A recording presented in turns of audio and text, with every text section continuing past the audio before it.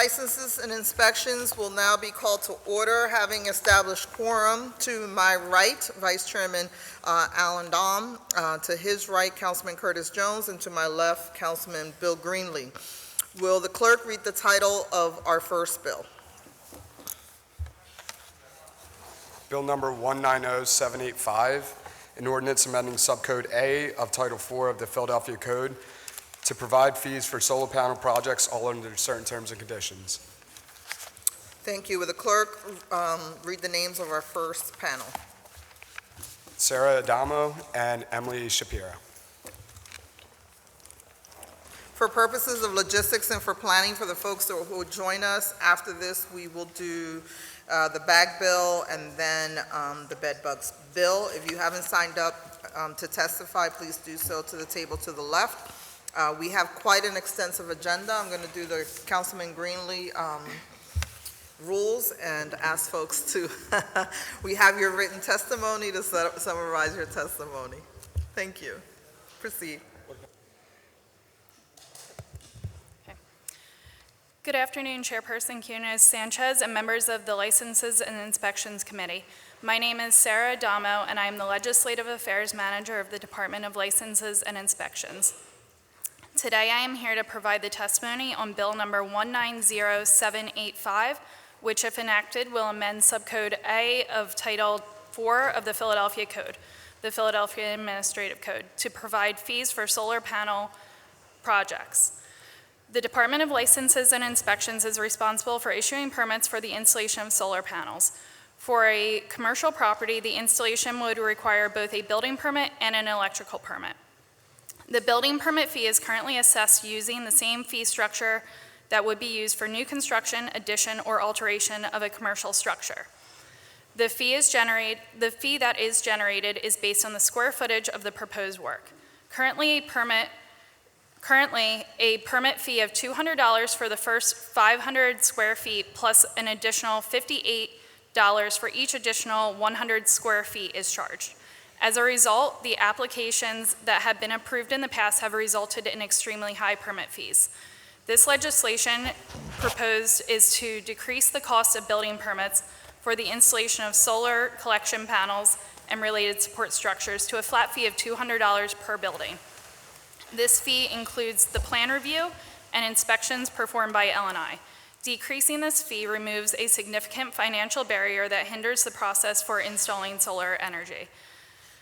It also more closely aligns with the fee structures of other major cities across the country.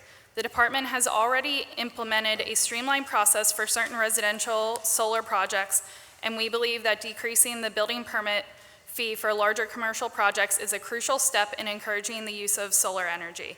Thank you for the opportunity to provide the department's testimony. I'm happy to answer questions at this time.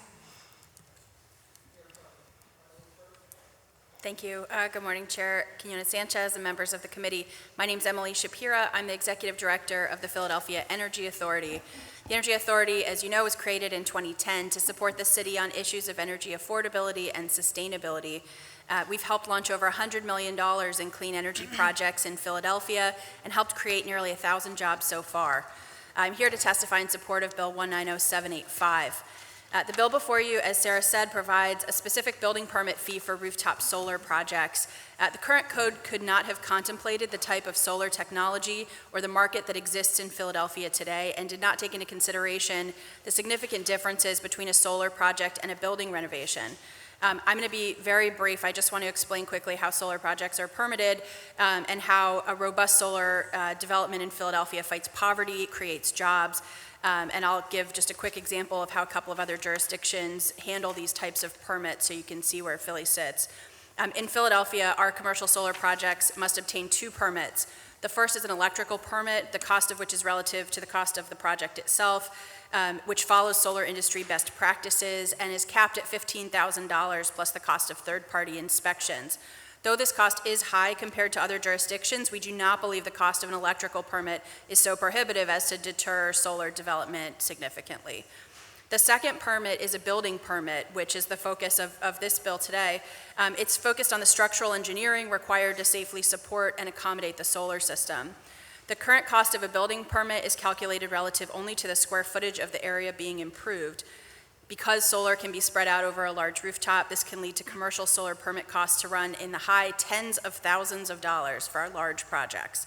This cost bears no relationship to the amount of time in review or inspection that the Department of License and Inspection must commit to these projects, and is a significant deterrent to commercial solar development in Philadelphia. We're one of the fastest growing solar markets in the country, largely due to residential solar development. Solarize Philly, LNI's streamlined residential solar permitting process, and the new city solar rebate program are all driving solar development, but commercial solar development has been slow to ramp up in Philly due to costs. Residential customers pay about 14 cents a kilowatt hour on average, while commercial tends to be less than 9 cents per kilowatt hour. So that makes it much more difficult for solar to compete with traditional electricity. But since the costs of solar have dropped so dramatically in recent years, and new financing products like CPACE, which was just enabled by City Council, have become available, solar is now becoming much more competitive and typically has around a 10 or 12-year payback period for commercial projects. With federal tax incentives for solar scheduled to start sunsetting next year, we will lose important subsidies for these projects, making every dollar of permit costs critically important. According to the city's energy master plan, Philadelphia must develop 15 megawatts of solar per year in order to meet our 80% carbon reduction by 2050 goal. Last year, only 2.2 megawatts of solar came online. Commercial solar is a critical component to meeting our climate goals, and this bill will save commercial solar projects tens of thousands of dollars in unnecessary building permit fees and allow this market to grow, which in turn creates jobs and economic development for Philadelphia. For residential solar projects, one living wage family sustaining job is created for every 15 homes that add rooftop solar. Our program, Solarize Philly, recently served its 500th solar home, and we've seen the job creation impact already happening. Commercial solar will only magnify that impact. At PEA, we train high school students and opportunity youth in solar installation and design, and we're in the process of launching the nation's first career and technical education 3-year program in solar energy. The program begins in fall 2020 at Frankfurt High School with a parallel track for opportunity youth in partnership with Youth Build Charter School and PowerCore PHL. Philadelphia OIC, the Energy Coordinating Agency, and a number of unions and private training facilities have opened up solar training labs in Philadelphia as well in recent years. At ECA in Kensington, returning citizens, adults, and high schoolers are all receiving training in solar installation and are prepared to take the jobs created as our commercial solar market grows. Before I conclude, I'll share just a quick bit of data on how other jurisdictions handle commercial permitting. Amanda Warwood of the city's Office of Sustainability asked SolSmart, a national program supporting cities to streamline their solar permitting, to provide a memo on what other cities and states have done with commercial solar permitting as a point of comparison. So I've attached that with my testimony on the record, so you have that document. A couple of highlights: in Colorado, all commercial solar permits, including electrical permits, are capped at $1,000. In California, a 750 kilowatt solar project would have a total permit fee of $4,000, whereas in Philadelphia, that same installation would cost over $37,000 in building and electrical permit fees. The same project in Washington, D.C. would cost $2,300 in building permit fees. Durham, North Carolina caps solar permit fees at $215, including inspections. So as you can see, there's a big difference in jurisdictions across the country, and this is a real opportunity for Philadelphia to help drive their market. We are very grateful for Commissioner Perry's support for right-sizing the building permit fees for solar, and for Councilmember Green's leadership in introducing this bill. I strongly urge the committee to support Bill 190785. Thank you so much. Thank you. For the record, I want to recognize that Councilman Scola is also part of the panel, and I want to take this moment to recognize Councilman Derek Green. I believe you have something to say to add to this. Thank you, Madam Chair. I want to thank Department of License and Inspection, as well as Emily Shapira and her staff at the Philadelphia Energy Authority. This is a continuation of the work that this body has done by passing the CPACE legislation to really develop a commercial solar industry here in the city of Philadelphia. Philadelphia, and actually Commonwealth of Pennsylvania, has been one of the fastest growing solar markets in the country. That is due to the work of this legislative body and the council president creating the Philadelphia Energy Authority, as well as the leadership, both license and inspection, as well as the Philadelphia Energy Authority.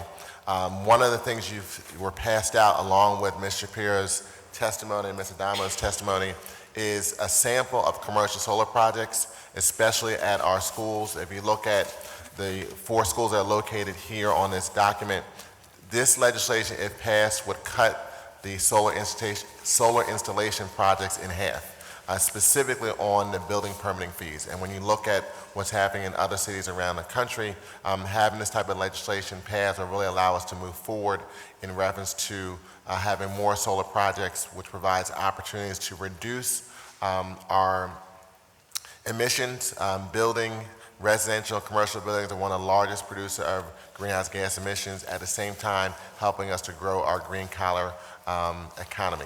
So I look forward to this body passing this bill as amended out of committee until we can pass this legislation through the full body of council and continue to grow our solar industry here in the city of Philadelphia. Thank you. Thank you. Any questions from the panel? Councilman Don? Thank you, Madam Chairwoman, and thank you for your testimony, and thank you, Councilmember Green, for this bill. Very good. I just have one quick question. I may have missed it, but in the second paragraph of your testimony, I think is pretty powerful. I mean, Philadelphia's 37,000, Colorado's capped at 1,000. What would the cost be when we hopefully pass this bill? So for that project, the cost would be just under $9,000. So we're still pretty high. Yeah, it's because of the electrical fee component. So as I had mentioned, there are 2 components, the building permit and the electrical permit. The electrical permits are capped at $15,000 and are sort of designed relative to the size of the system. Though it's still expensive, I think, the electrical inspection matters, and the examiners, I think, spend a lot of time working on that. So in this particular bill, I think it made more sense to limit where L&I is not spending a lot of time, which is on the building permit side. I'm in favor of it. I always like to see it go from 9,000 down to 2,000 or 3,000 if you can make it happen. So thank you. Thank you very much. Thank you. Just for clarity, and I don't know if Sarah's the person, so the $15,000 electrical fee that you're talking about, is that set by us through regulation? That's in the administrative code. In the administrative code. Okay, thank you. Thank you both, ladies. Will the clerk read the title? Anyone here else to testify on this bill? Seeing none, will the clerk read the title of Bill 190767?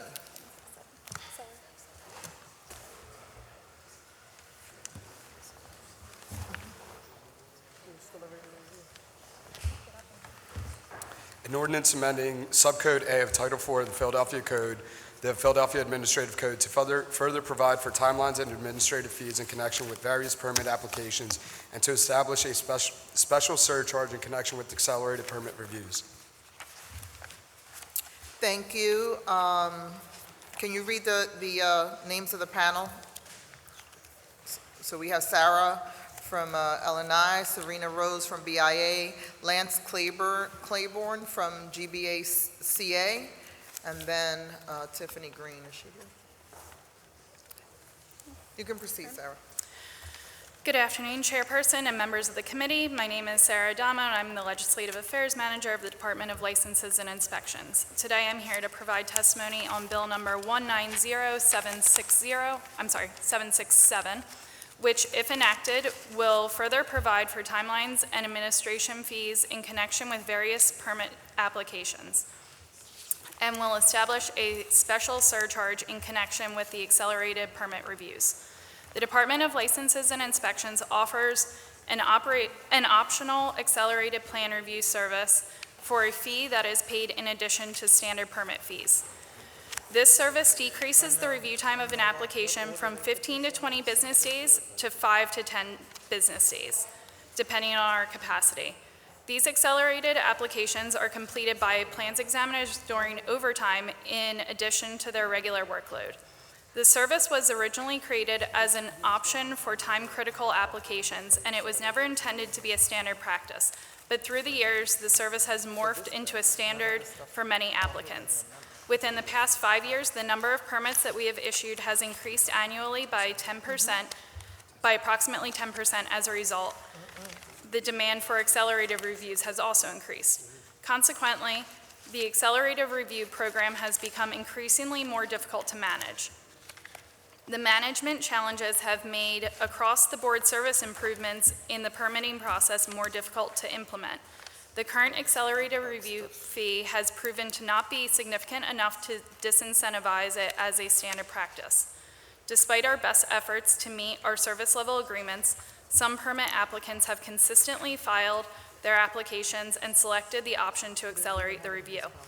The primary objective of this legislation was to increase the accelerated review fee in an attempt to reduce the number of applications that request an accelerated review.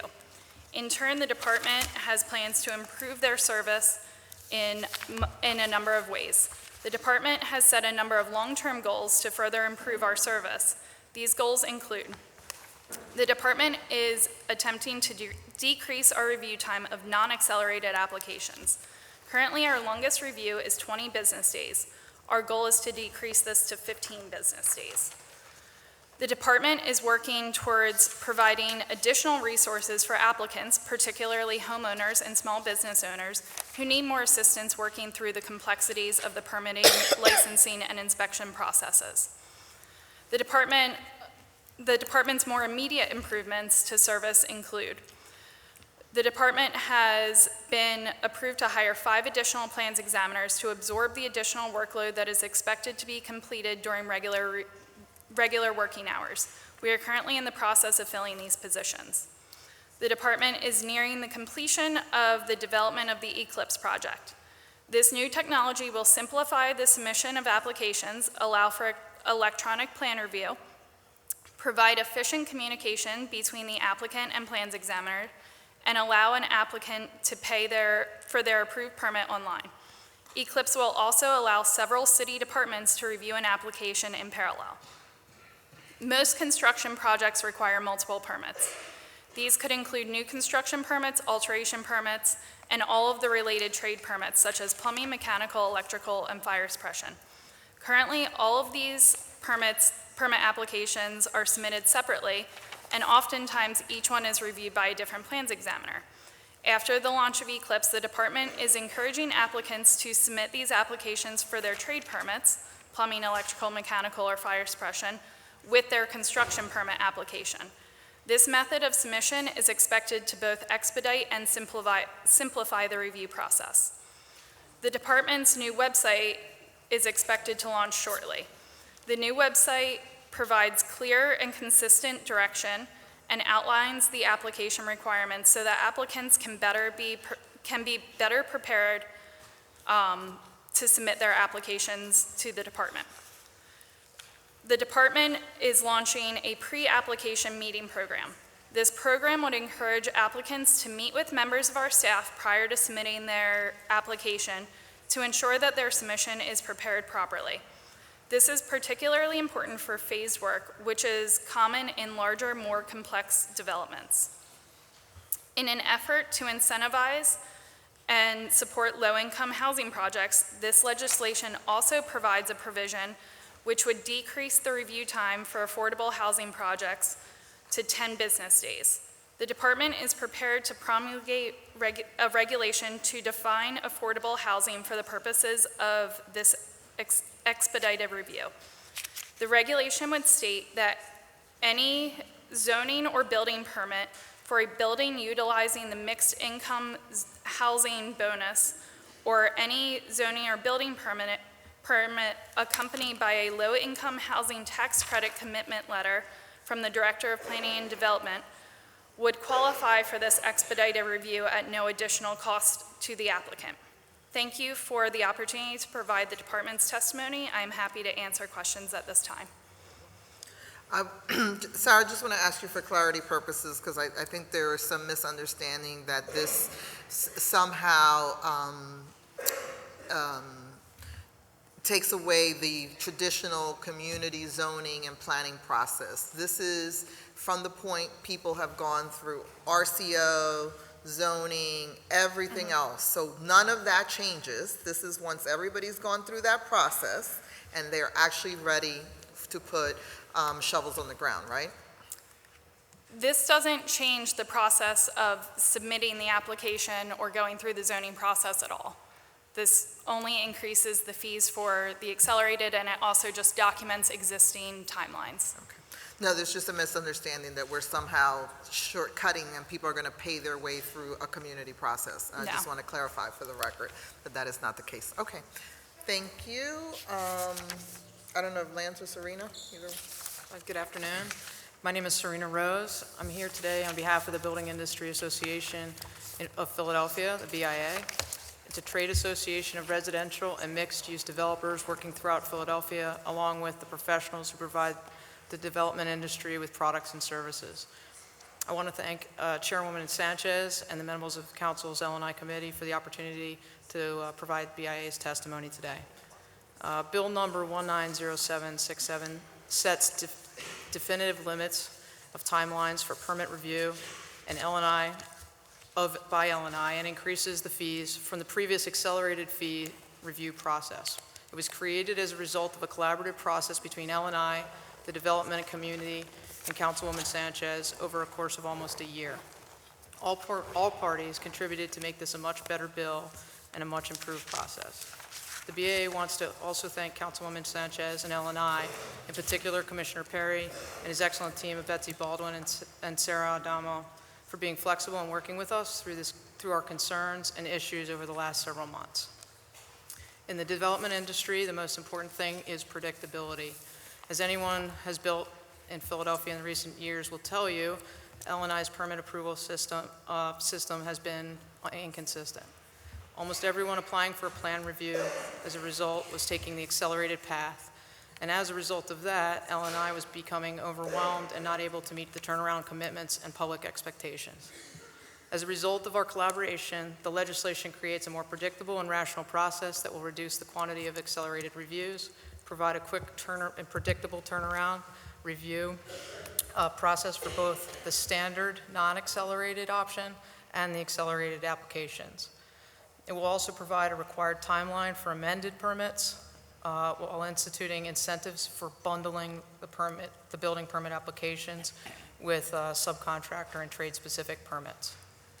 It is important to note that recently L&I received approval to hire more plan examiners and is in the process of launching its online Eclipse application process.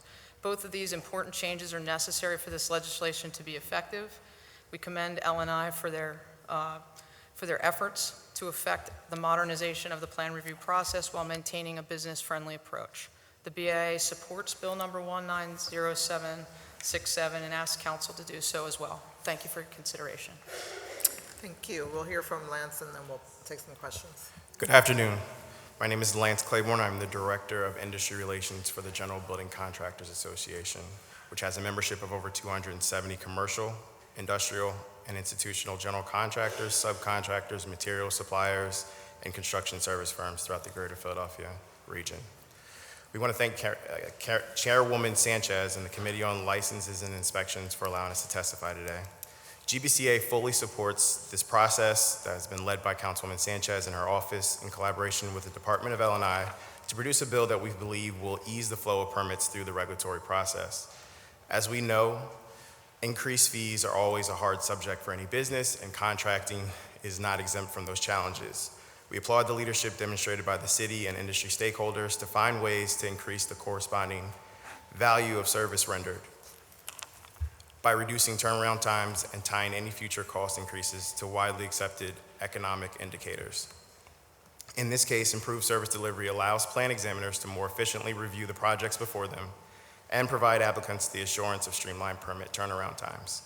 GBCA members work within strictly defined contractual timelines that require keen foresight of both costs and schedule in order to ensure a successful outcome.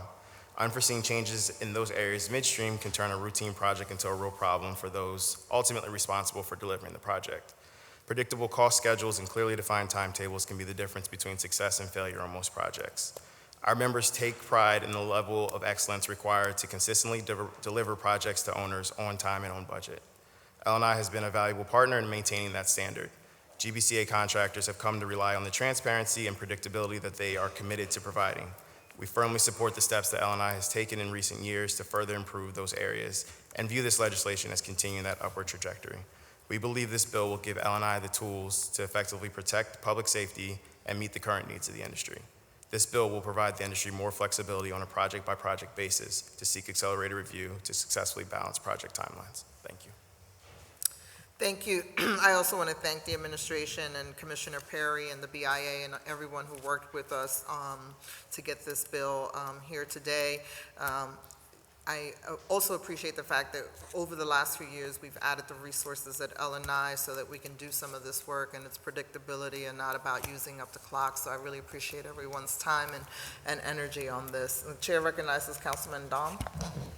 Thank you, Madam Chairwoman, and thank you for your testimony. I just have a few questions I want to make sure I understand. Today, or in, let's say 2018, how many permits were applied for in the city? 61.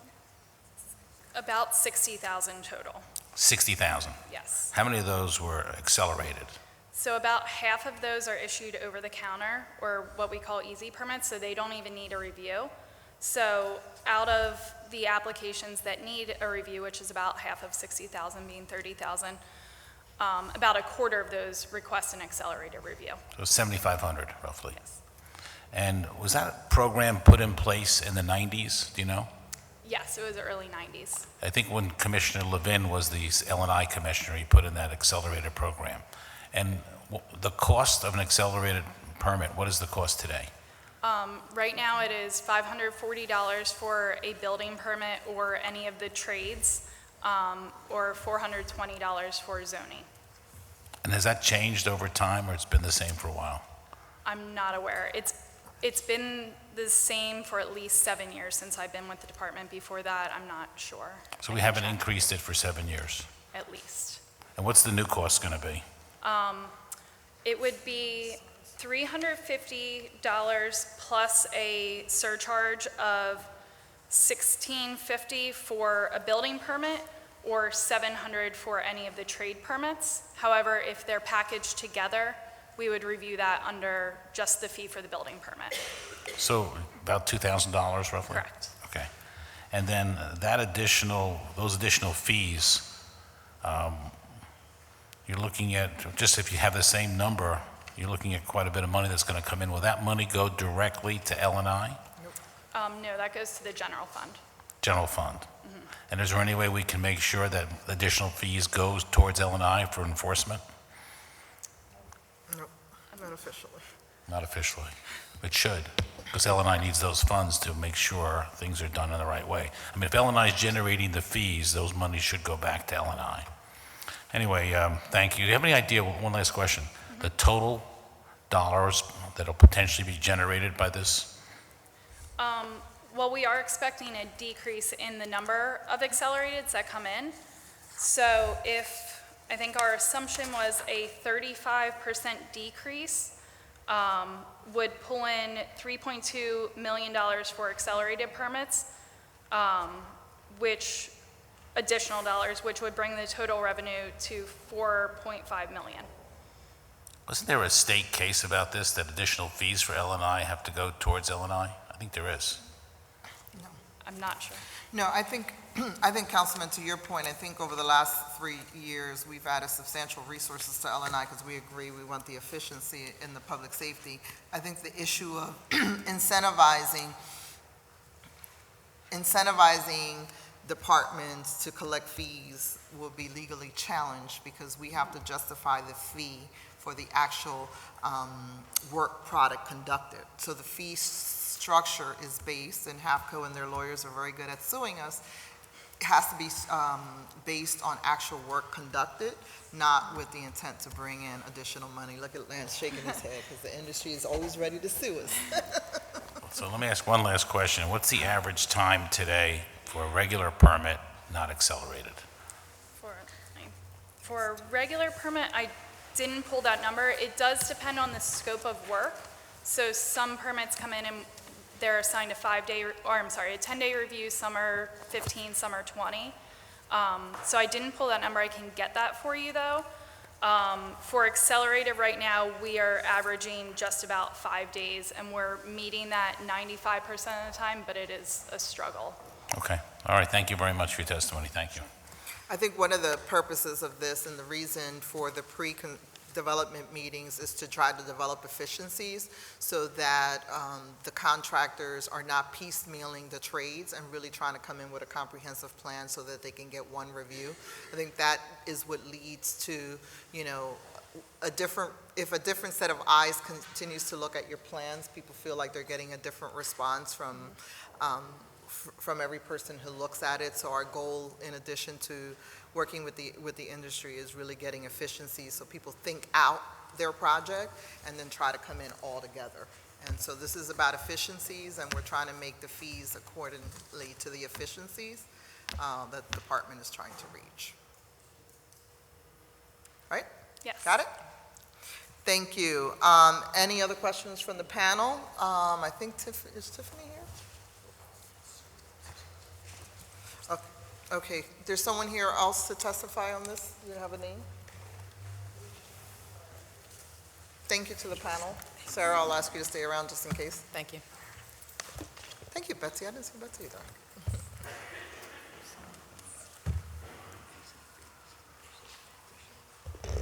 Is Jennifer Bennett still here? We don't have capacity. There's also an issue with building capacity. Who?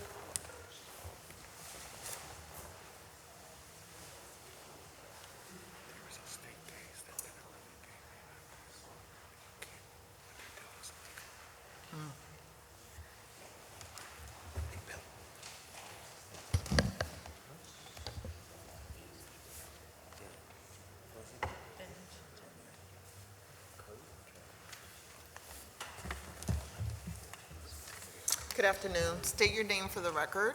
Jennifer Bennett. You got to talk to this microphone. Sorry. Jennifer Bennett. You can proceed. Okay, well, I have some issues with the legislation that is being proposed, particularly with the way that we are defining affordable housing.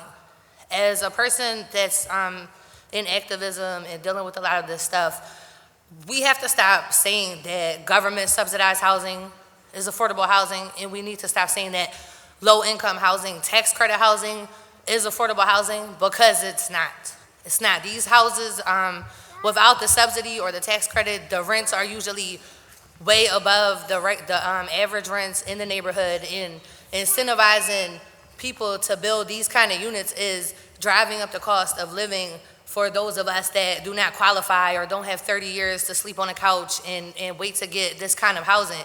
Per se, there's people across the street from me that build apartments, and they're charging $850 a month for 2-bedroom apartments. They're not subsidized. I could go there with my paycheck and apply for one of these units without having to sell my soul, give my DNA, my AIDS test, my kids' birthdays, and hope that I get chosen somewhere 20 years down the line. What kind of incentives are in place for real affordable housing, and why are we always proposing legislation that makes things easier for the upper class that's above everybody else? There's too much construction. There shouldn't be all these leeways and loopholes to get people out of here. I have to walk up and down the street, bobbing and weaving through traffic. L&I is completely inefficient. Let's expedite permits, but we're not going to do anything to expedite penalties, to expedite people coming to check on the construction sites that are unsafe. My friend fell into a hole of a construction site that I complained about 15 times electronically. Nobody cares. Nobody cares, but we're going to expedite, get more and more and more permits without even sitting here and taking time out to make sure that these developers are being held accountable, and they're under the guise of affordable housing that's not really affordable, that's not accessible, and that's not available to everybody. So all it's doing is LIHTCs expire in 10 years. So you get all these incentives, you don't have to pay a fee, you get your permit fast, you get all this special stuff, and in 10 years it's just another luxury apartment building, or already a luxury apartment that they were nice enough to take a subsidy and let 10 poor people live inside of. Like, think about the people. Let's stop thinking about these developers all the time. Thank you for your testimony. Will the clerk read the title of the next bill?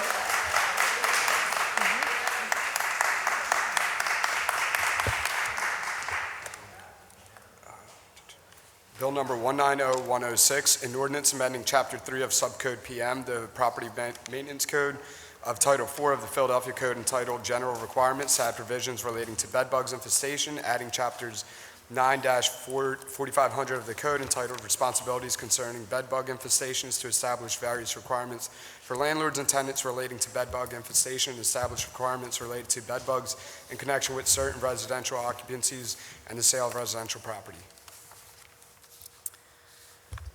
Before we start, is Councilman Squilla here? No? Okay. The sponsor of this bill is not in the room, but I guess we'll get started with Sarah. Can you call the next three people so they can get ready after Sarah's testimony? Marilyn Orlando, George Gould, Michelle Niedermeyer. Okay, so we'll proceed with Sarah. Good afternoon, Chairperson, members of the committee. My name is Sarah Damo. I'm the Legislative Affairs Manager of the Department of Licenses and Inspections. Today I'm here to provide testimony on Bill Number 190106, which, if enacted, will amend Chapter 3 of the Philadelphia Property Maintenance Code to add provisions relating to bed bug infestations and add Chapter 9-4500 to the code entitled Responsibilities Concerning Bed Bug Infestations to establish various requirements for landlords and tenants relating to bed bug infestation and to establish requirements related to bed bugs in connection with certain residential occupancies and the sale of residential property. This bill would make the Department of Licenses and Inspections responsible for enforcing the new provisions. The department understands the necessity to provide assistance to residents who are affected by bed bug infestations. The bill, as written, does present logistical challenges to the department. The bill would require the department to enforce these provisions for all residential properties, both rented and owner-occupied. We foresee that gaining access to lower occupancy residences, particularly single and two-family dwellings, will present a particular challenge. Without probable cause, the department will not be able to enter many of these properties and will be unable to inspect or issue violations when necessary. Furthermore, at this time, the department's staff lacks the expertise required to perform these inspections. The department requests that single-family and two-family dwellings be removed from this legislation to better allow effective enforcement. Additionally, we would request that the effective date of the bill be postponed to January 1st, 2020, to allow the department to prepare for the implementation. Today, amendments were presented to us, which we haven't had an opportunity to fully review. We would appreciate the opportunity to review these and discuss them with stakeholders and visit this legislation at a later date. Thank you for the opportunity to provide the department's testimony. I'm happy to answer questions at this time. The chair recognizes Councilman Greenlee. Thank you, Madam Chair. Just a question. I understand what you're saying about the accessibility of one and two family dwellings, but I know there's been some concern that maybe a lot of those is where the problem are.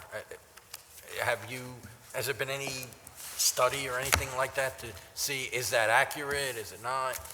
I'm not aware of any study showing that that's where the problem is. All I know is that logistically it's difficult for the department to access those if there is in fact an infestation there. No, I get it. It's just if that's where the problem is. And to be honest with you, when I've heard of the problem, it's been in single and two-family dwellings. But, you know, that's very unscientific. It's just what I've heard about. So, okay, I didn't know if there was any kind of real study on that. Okay, thank you. So over a year ago, maybe even more, we had the first hearings around the bed bugs, and some of us sat through 5 hours of bed bug discussion. From that point to now, and that's why I wanted to get the sponsor of this bill to the table, what have we learned? And then in order for you to do this, what exactly, in addition to, you're asking us to remove single and two family, so what is the department prepared to do right away? Right away, we're not prepared to perform any inspections. Our staff is not, they're not trained in determining if there is a bed bug infestation, so we're asking that the implementation date be pushed back.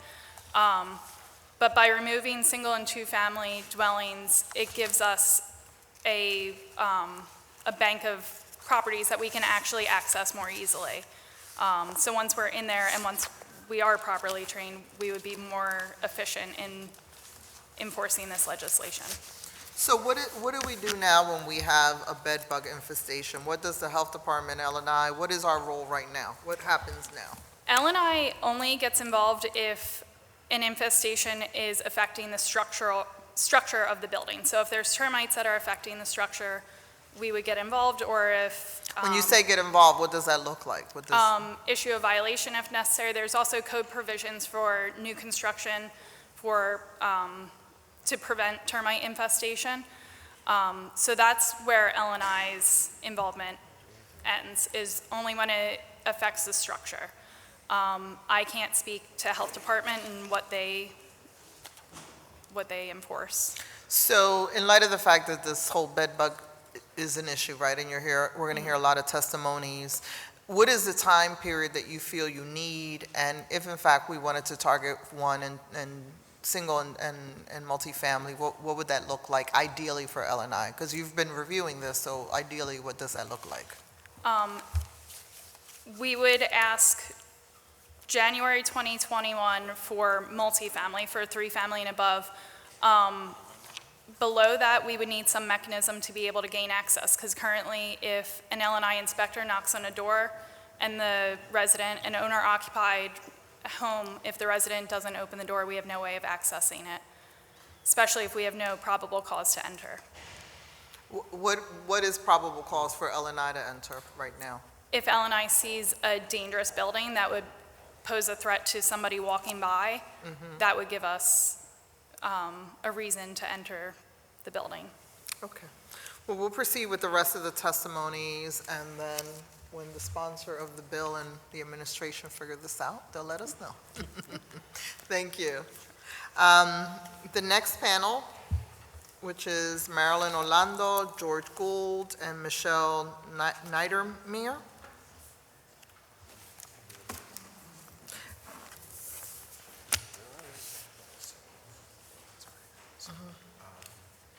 George Gould better be here, because he's told me every single Thursday. Oh, they're negotiating? Okay, so let's go. All right. Dr. Michael Levy, Marty Overline, Dion Lerman, they're over there too. Jenny Wright, Erin Blair, Joy Ahn, Mercedes Urena. Everybody's over there?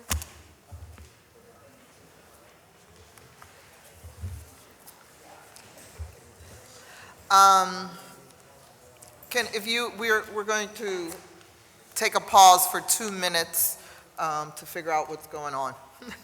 Thank you.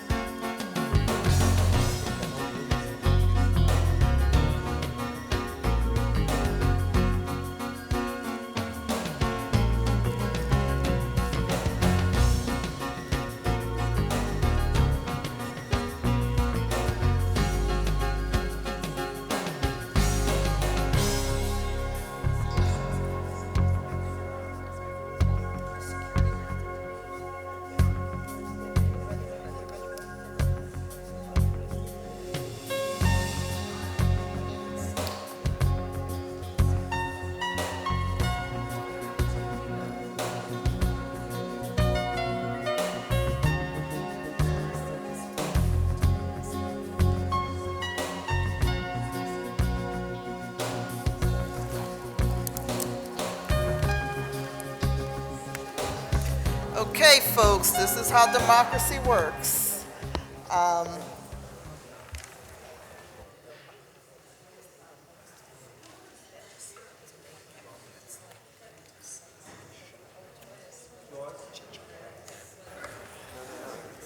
Mr. George Gould, I was calling you out after you've been in my office every Thursday. I'm going to recognize the bill sponsor. But I just want to remind folks, I know many people were in the caucus room. According to our registered testimony, we had Marilyn Orlando, George Gould, and Michelle Niedermayer scheduled, and then Dr. Michael Levy, Marty Overline, and Dion Lerman. But before that, I'm going to ask the bill's main sponsor to provide some direction about what we're doing this afternoon. Thank you, Madam Chair. Appreciate it. This has been a 4-year journey on bed bug legislation, and it's been very challenging to work through a task force that was in effect for over a year. We had a lot of people who volunteered their time and efforts, from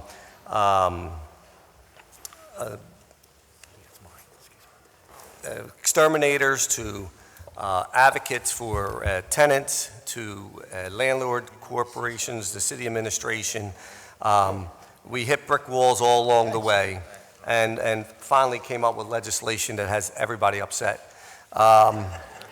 So we are at a point now where we have people who were very much advocating for this legislation that do not like some of the changes in the legislation, and we had put in amendments to the bill to start this legislation in January. We also are looking to have shared responsibility. You're going to hear experts testify that there's no way to really tell how and when and how bed bugs came into places and who's responsible for that. So these numbers may seem arbitrary at times, but it was a challenge to come up with something that seemed fair to both the person renting the properties and fair to the people, the tenants who are renting those properties. And so you're going to hear testimony from folks here who worked really hard and are very passionate, and knowing that are not happy with all these results. But I think, the need to move forward. We have, you'll hear from the city that L&I, who does not support enforcing this behavior. You'll hear the health department say that it's not a health issue, which I believe is not true. But we need to move something forward and can continue to work on this as we do it. And I do want to thank George, who's probably been one of the biggest advocates for this for the last 4 years. He never let it die.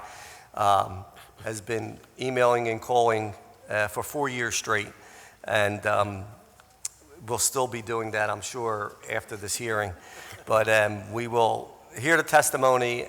We do have an amendment on the floor, which we have submitted and passed through the council. We are changing that from 30 to 90 days, and also with a shared responsibility for a tenant after 90 days, which still doesn't make some people happy, but I think we need to start somewhere and then see how this bill proceeds and what changes we can make in the future. So thank you. Councilman Greenlee has Just a quick question, because the councilman brought up a good point that L&I has testified, but I would see this as much as a health issue as L&I, because if something's biting you, isn't that health? So as the health department, Councilman, do you? Is there anybody from the health department here or the administration that would like to testify on? Okay. We met with the health department, and to our chagrin, they do not see this as a health issue. There's supposedly some evidence, and you'll hear different testimony from some folks, that the bed bugs do not carry spread of disease or any type of impact, which we also don't believe is true. But I know from having bed bugs that even if that wasn't true, the mental health aspect of what happens to you when you do have bed bugs in your house or apartment is devastating. And not only devastating for the fact from when you had it, but even when it's remediated and you see a piece of dust or something else there, you're already jumping to conclusions on what that is. So it is a challenge. To me, it is a health issue, and the health department does not support that and would not want to enforce it. But I'm hoping as this passes, we could then work with the health department to make them, to help us to get people to get involved and remediate bed bugs throughout the city. I mean, Philadelphia was crowned the best city for bed bugs, #1 overall, which I think part of that reason is because we don't have a policy in place where other municipalities do. And so I believe a policy set forth moving forward will hopefully change that. And even though this is not a perfect bill at this point, I'm hoping that by passing it and working on it and then getting health to buy in will make it a lot better. So thank you.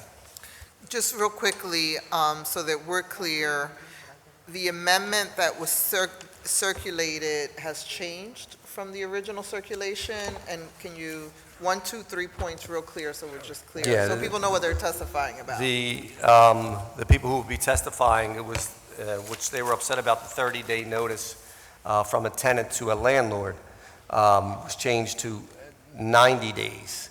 And then the landlord would be fully responsible for the remediation at that point. After 90 days, it'd be a shared responsibility between the tenant and the landlord. And the cost? The landlord would still have to do the remediation, but the cost would be shared between the tenant and landlord. So the amendment is from 30 days to 90-day notice. Shared responsibility mean that when the landlord does remediation, they can take it from the person's rent or deposit or Correct. whatever their contractual agreement is. Whatever their lease agreement is. Okay. All right. We will, as we continue. We have quite a bit of people here to testify on this, and we still have a very extensive hearing on plastic bans that is next. So I'm going to ask folks, particularly all the folks who've been part of this discussion, to please summarize your positions. We have your written testimony. It is on the record so that we can get through the 9 people scheduled. So in addition to Marilyn Orlando from the Pennsylvania Association of Apartments and Michelle Niedermeyer. Oh, you can come to the table. I'm sorry, that's why I'm confused, so that I know. Apartment Association. Okay. All right, George, your show. Okay, This is his thank you. retirement, imagine. Yeah, right. Yeah, my name is George Gould. I had prepared testimony based on the bill that we had worked on for almost 2 years, that we helped draft, and we had numerous meetings with the law department and the councilman and his staff. Unfortunately, we were just informed about an hour before this hearing that there was an amendment put to the bill which makes a major change in the bill. And that is that it requires, after a 90-day period, if the tenant discovers there are bed bugs in the property, it then is their responsibility. Even though the landlord will do the work, they have to pay. It also says in the bill, there was a provision that says that the lease or any agreement cannot require the tenant to pay for bed bug remediation. That's stricken out of the bill. We are totally and completely opposed to this amendment that would require, after a period of time, initially it was 30, now 90, that the tenant be responsible. A tenant is not an expert on bed bugs. It can take a year, it can take 2 years to find them in a property. Tenants don't necessarily know what bed bugs are. Most people don't know what they are. And to put this onus on the tenant is, we think, ridiculous. I've studied every major law in the country. It's state law and also city laws. Every major city except Philadelphia does not have has a bed bug ordinance. None of them require the tenant, after a certain period of time, to pay for the remediation. And we just think that what it's doing basically is keeping the status quo, and we're not going to change what happens in this city. Let me go through my testimony as to the original bill. I thank the committee and the chair, Councilwoman Maria Quiñones Sanchez, for holding this hearing on a very important issue. In October 2014, this council passed a resolution on bed bugs. It made the following finding. The city does not have a bed bug response plan and has neighborhoods where more than 10% households are affected by bed bugs. The city does not have an agency coordinating or recording bed bug complaints, has not established best management practices or a response plan to bed bugs. Bed bug infestation can lead to social stigma, mental distress, and isolation among those affected. Bed bugs, due to their blood feeding habits, may have the potential to transmit infectious disease to humans. We have been working for over 5 years on a bill to address this problem. It was introduced by Councilman Mark Squilla, 6 other members of council, including 3 that are on this committee. This is important. Philadelphia is the only major city that does not have bed bug laws and regulations in effect. San Francisco, New York, Boston, Washington, D.C., Chicago, and Los Angeles all have comprehensive programs. I'd like to point out that much of this bill is taken word from the Chicago law. Nothing in Chicago or the other cities has this responsibility after 90 days put on the tenants. The EPA and the CDC consider bed bugs a public health pest and is listed as a pest with significant health importance, and bites can lead to infections, and bed bugs often affect the mental health of people who live in infected homes. In June of 2019, Philly Voice reported that Philadelphia is the most bed bug infested city in the country. As I said, much of this bill was taken from other cities, including San Francisco and Chicago. The bill before you amends the Philadelphia Code and makes it clear that property owners and landlords are responsible to keep all structures free from bed bug infestation. All structures in which bed bugs are found shall be promptly exterminated by a pest management professional following best management practices. After extermination, proper precautions shall be taken to prevent infestation. Landlords must develop a bed bug control plan. If a person reasonably suspects infestation, the landlord shall acknowledge the complaint within 2 business days, obtain an investigative service pest management professional within 10 days. If there's infestation, provide remedial service until determined remediated. Tenants must cooperate and prepare an apartment for treatment. If 4 or more units in the building, the units above and below and adjacent must also be investigated. And continue monitoring for 12 months after no evidence of bed bugs. By the way, the amendment strikes that provision, which we think is very important. The landlord must give 24-hour notice to the tenant that they're coming in, and tenants must notify the landlord within 10 business days of a suspected infestation.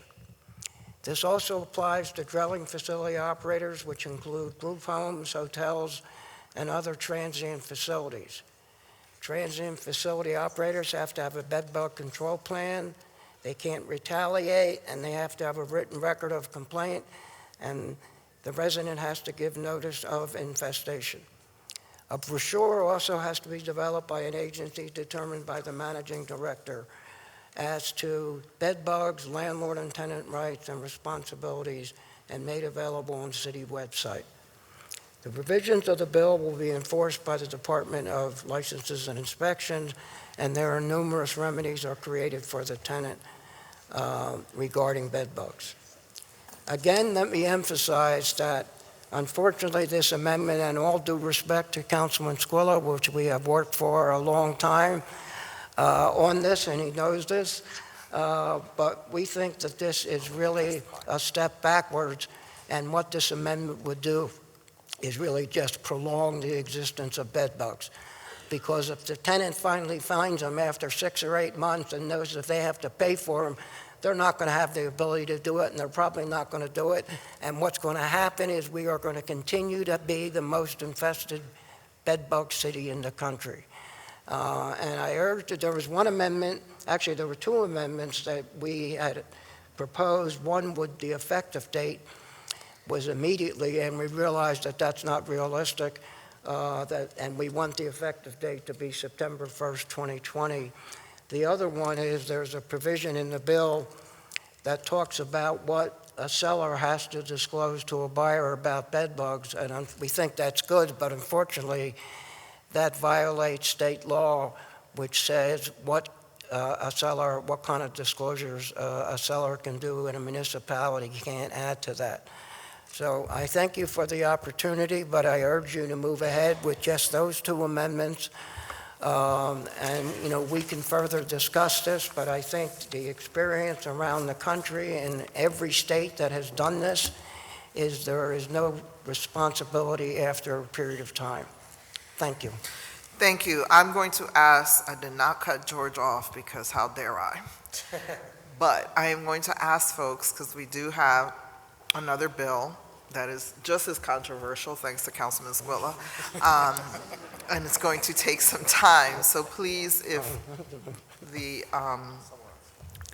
you could summarize. We all know everybody's unhappy, so.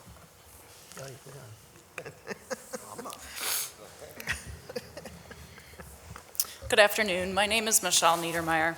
I'm a resident of West Philadelphia, and for the last 20 years, I've worked for the Department of Entomology at Penn State, specifically the Pennsylvania Integrated Pest Management Program. We are the statewide authority on integrated pest management, and as George has said, the current amendment of 30, 60, 90 days is irrelevant. It's arbitrary. It makes no entomological sense. Going forward without that, however, and just some basic information, bed bug infestations have significant economic and health impacts on residents and businesses.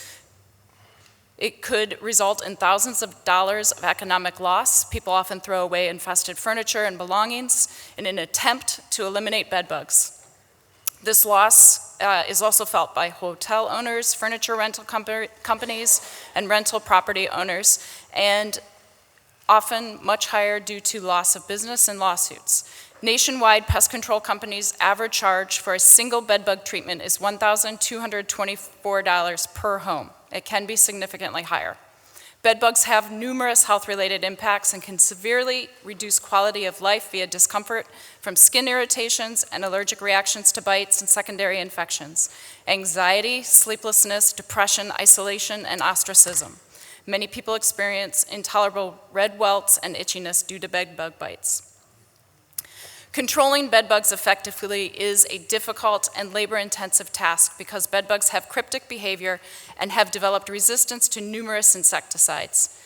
Difficulty in detecting bed bug presence when their populations are low, and ineffective control efforts undertaken by property owners, tenants, and uneducated pest control providers also contribute to chronic infestations. Although many tools, methods, and educational resources have been developed and made available over the last few years, effective bed bug management at community levels have largely failed Philadelphians. Cities such as Toronto, Cleveland, Chicago, New York, and even Lancaster, Pennsylvania have made concerted efforts to help their residents cope with the bed bug resurgence. However, the City of Philadelphia does not have a coordinating agency, has not established best management practices, nor has it instituted a response plan for bed bugs. There is a strong need and interest among educators, researchers, public health agencies, housing managers, tenant groups, municipal government departments, schools, child cares, and pest management companies to exchange information, coordinate efforts, and assist each other in resolving bed bug issues. These efforts will benefit your constituents and especially low-income renters because these communities have chronic infestation rates. The Pennsylvania Integrated Pest Management Program is here to assist in validating current best management practices that will improve the quality of life for all Philadelphians. None of us alone are going to solve this problem. Everyone has a role in bed bug management. City agencies, landlords, tenants, homeowners, hotels, and other businesses. Rights and responsibilities, bed bug awareness and education are what is needed in order to effectively rid the city of this pest. Thank you.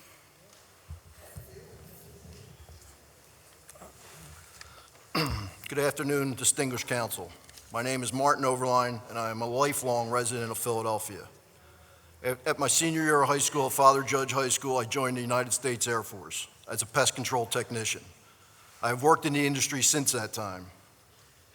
I have been a city business owner since 1994, and I serviced many city institutions, including the University of Pennsylvania for the last 40 years, Drexel University for the last 40 years, and many city businesses.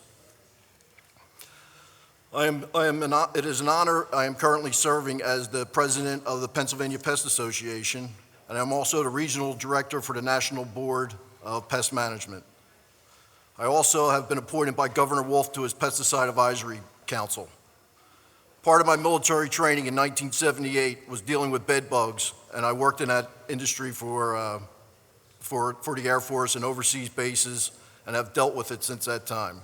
The cost of dealing with bed bugs for the average home is anywhere from $200 to $2,000, depending upon many factors: the size of the home, the physical condition of the property, the cooperation of the resident or tenant, the severity of the infestation, an absentee landlord or unconcerned landlords. Also, human issues are a major factor, such as mental illness, dementia, senior citizens. All this can complicate treatments. Many factors have contributed to Philadelphia becoming highly infested. Our housing stock is mostly connected, and bed bugs can easily travel from one residence to the next. Trash picking of infested items that have been discarded by uneducated residents is tremendous. Dedicated trash trucks are needed to pick up these infested items. Uneducated residents trying to control bed bugs themselves often results in dispersing bed bugs instead of killing them. There is a lack of training for 311 operators and proper bed bug knowledge. Finally, the lack of any enforcement for someone who has a large infestation and refuses to deal with it is at the heart of this bill. Thank you very much.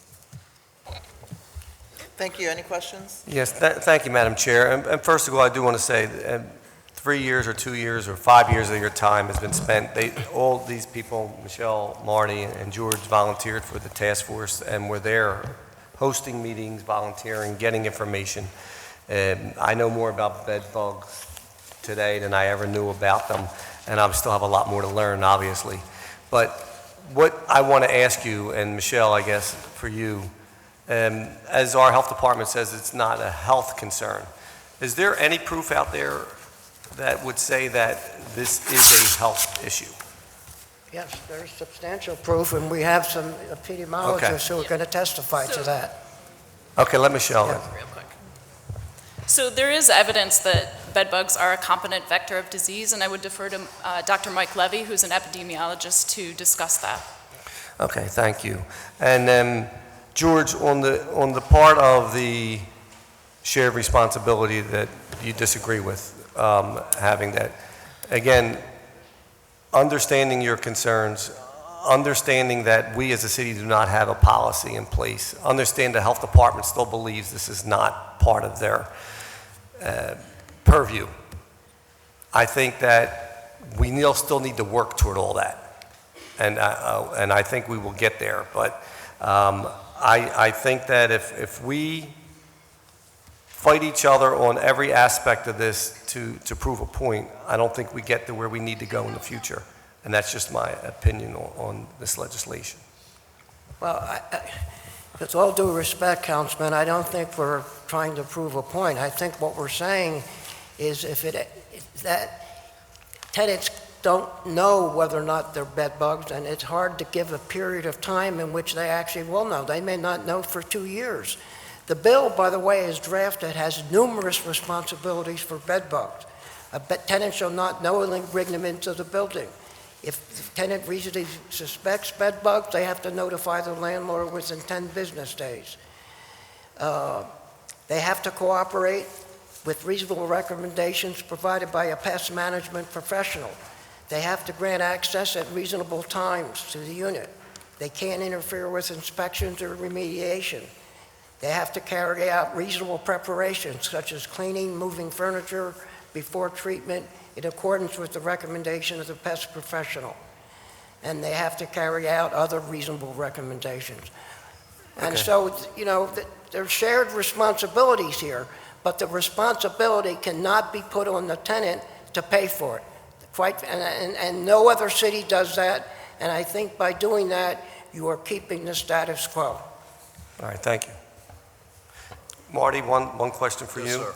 As far as pest control and extermination, there's been all kind of ideas of what you need to do, diatomaceous earth and Yes. all kind of chemicals and all other things that are out there. Is there something that we could do as a city and to put a sort of best practice guide together for exterminations that we could follow when we need to provide Yes, the this National care? Pest Management Association already has best management practices. That's Okay. correct. We could, If you could share that with the chair and, They'll be testifying next. okay. All right, thank you. Thank you to this panel. We will, moving along, sorry, Councilman Dahm has a question. Thank you, Madam Chairwoman. Thank you for your testimony. I just have a quick question.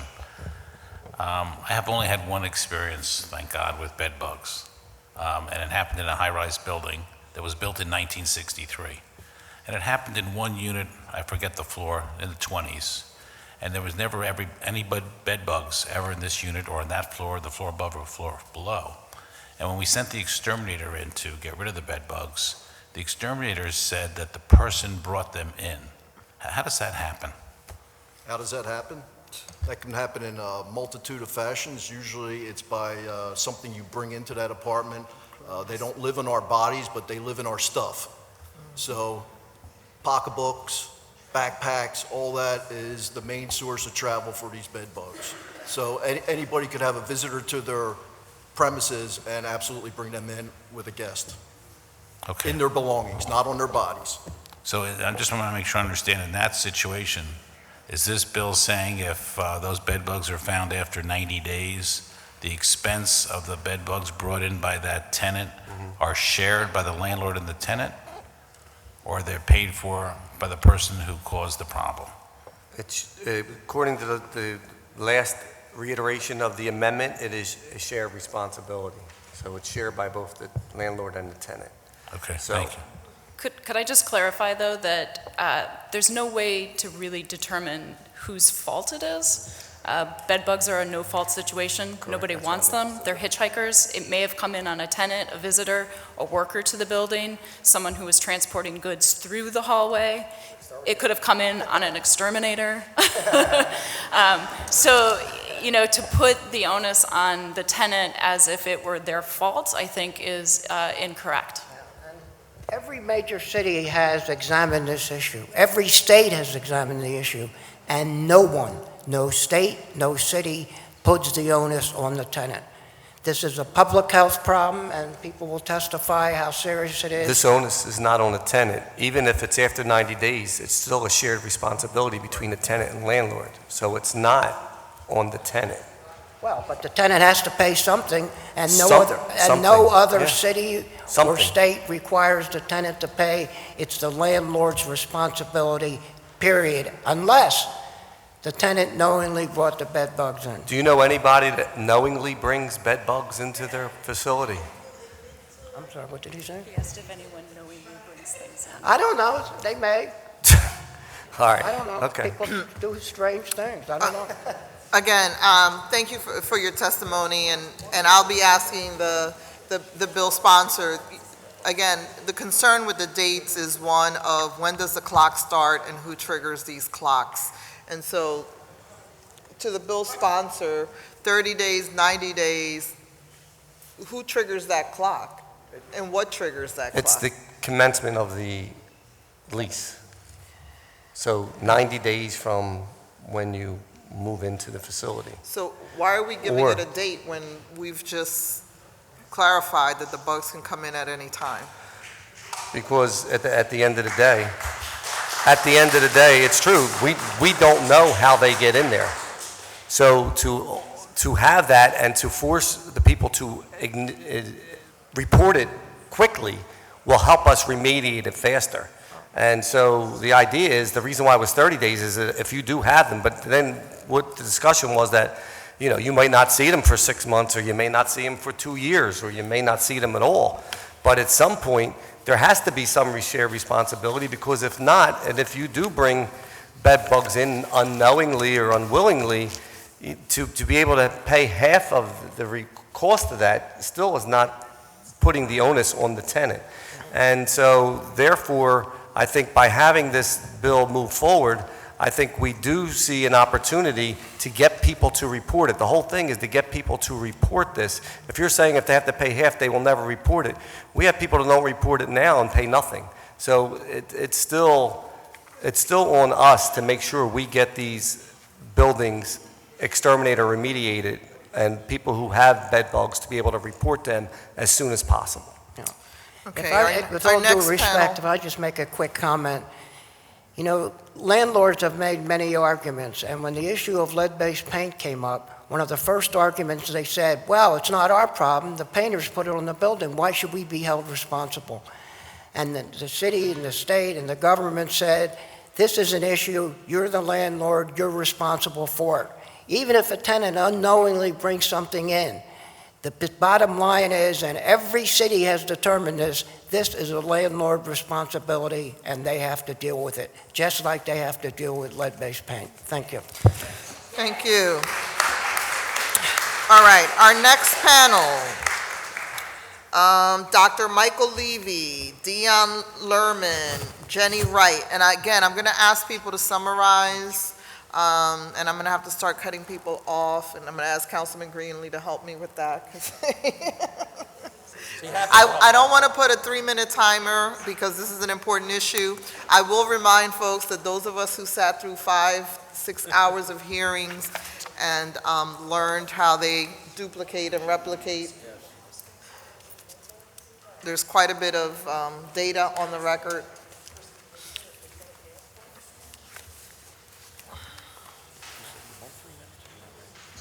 I'm going to have to go through 3 minutes.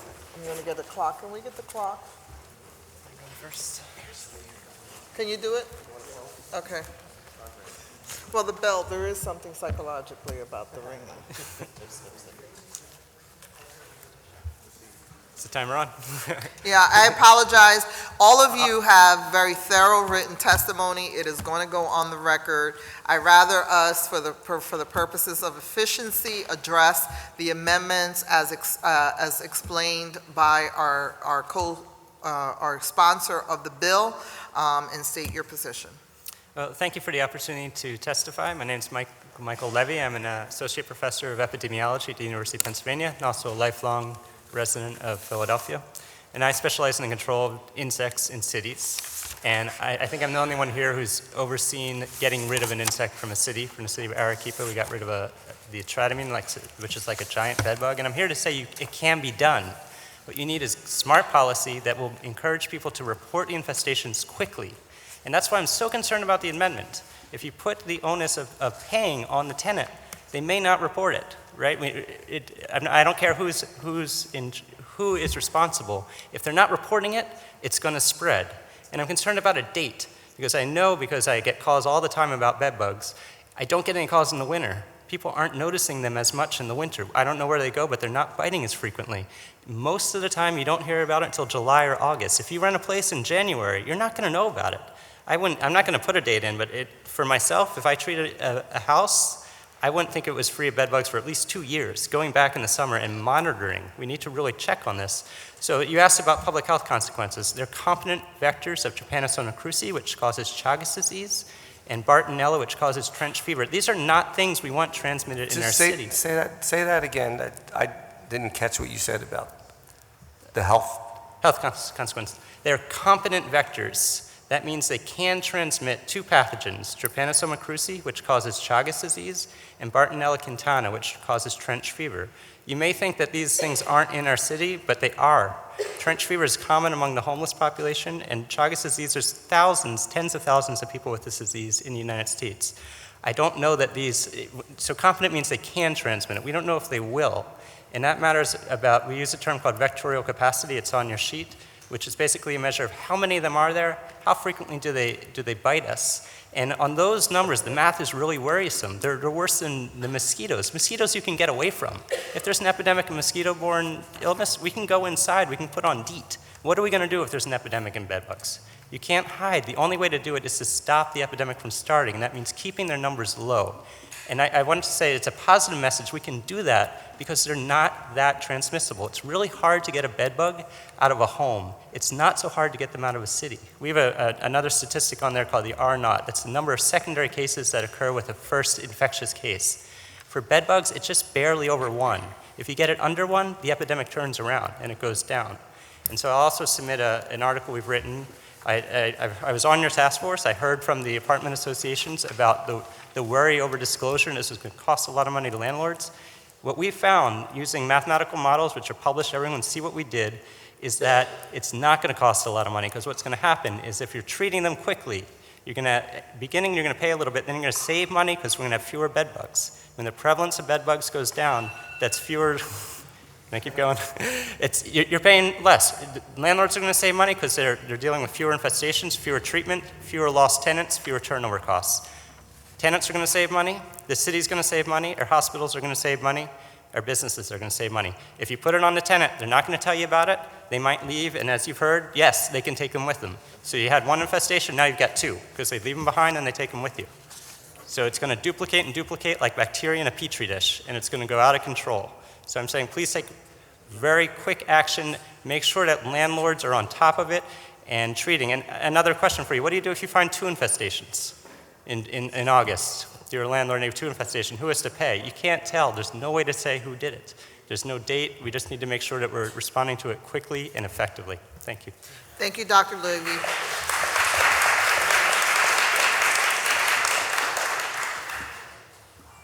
Next. Yes, good afternoon, council members. My name is Dion Lerman.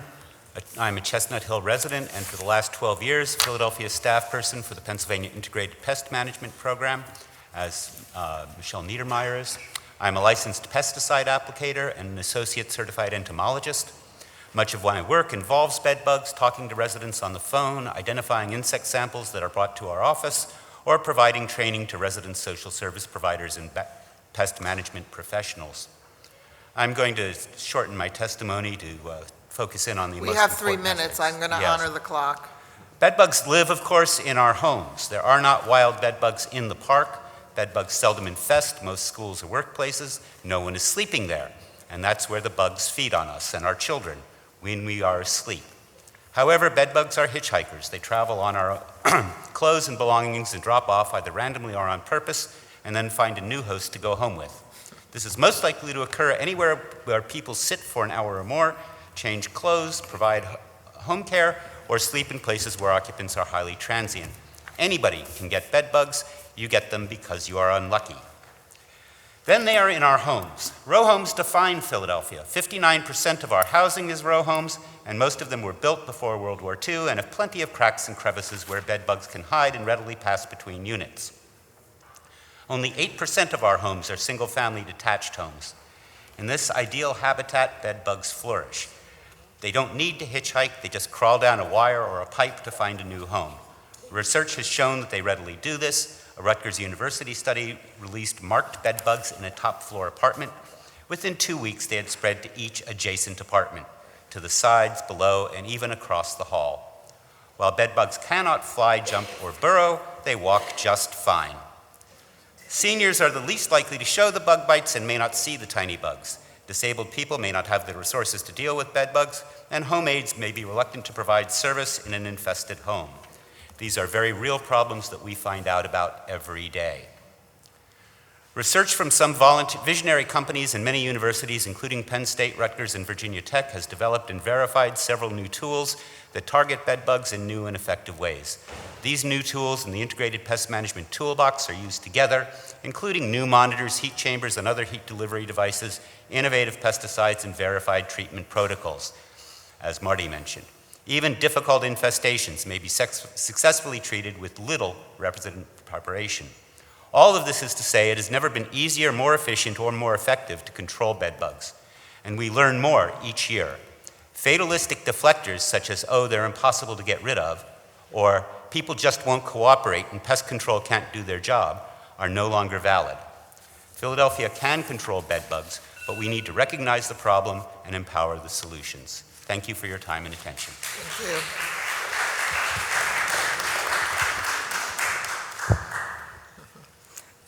Good afternoon, Councilwoman Quinones Sanchez and distinguished members of the committee. My name is Jenny Wright, and I'm the housing attorney at the AIDS Law Project of Pennsylvania. I'm here today because Philadelphia residents need the leadership of City Council to pass Bill number 190106 the way it was originally written. I respectfully oppose the amendment that was proposed today that would still hold tenants financially responsible if they reported the bed bug problem to their landlord after 90 days has passed from the beginning of their tenancy. What happens to a tenant who gets bed bugs from their neighbor 6 months after their tenancy?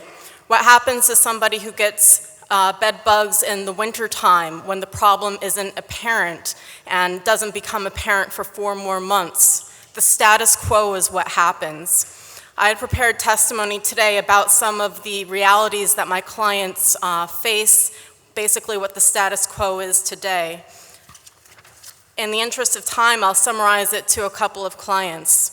In 2013, I had an eviction client living in HUD-subsidized senior apartments in West Philadelphia. Landlord wanted to evict her for allegedly failing to maintain a clean apartment. Basically, I went out there and found that her apartment was clean, but I noticed that there were numerous blood stains on her mattress, and that's when I knew something was going on. She was one of the fortunate ones. Of the 5 clients who I have submitted their stories today, she was the only one where the landlord did eventually remediate, stop the eviction proceedings, and didn't force her to pay. Unfortunately, she's the exception. Many people believe that renters can force their landlords to pay, and the fact is that they can't. Shared responsibility really ends up becoming the tenant's responsibility. Leases are written by landlords, and the leases are going to hold the tenants responsible. So one of my clients where that happened had a bed bug infestation in his apartment. He's an African-American 51-year-old man living with HIV, less than $900 a month income from Social Security disability. The lease didn't say who was responsible, but his landlord told him he had to pay the remediation himself. And he knew if he paid the $500 remediation fee, he wouldn't be able to pay his rent, he wouldn't be able to pay his electric bill. So what did he start doing? He started sleeping in the kitchen. He paid his rent on time. The bed bugs followed him to the kitchen. He started sleeping in the bathtub. And unfortunately, that was his reality even after a doctor wrote a note saying how it was adversely affecting his health. Another client of the Law Project, who like many Philadelphians has an oral lease, spent weeks trying to convince her landlord to remediate for bed bugs. To put pressure on the landlord, my client called L&I.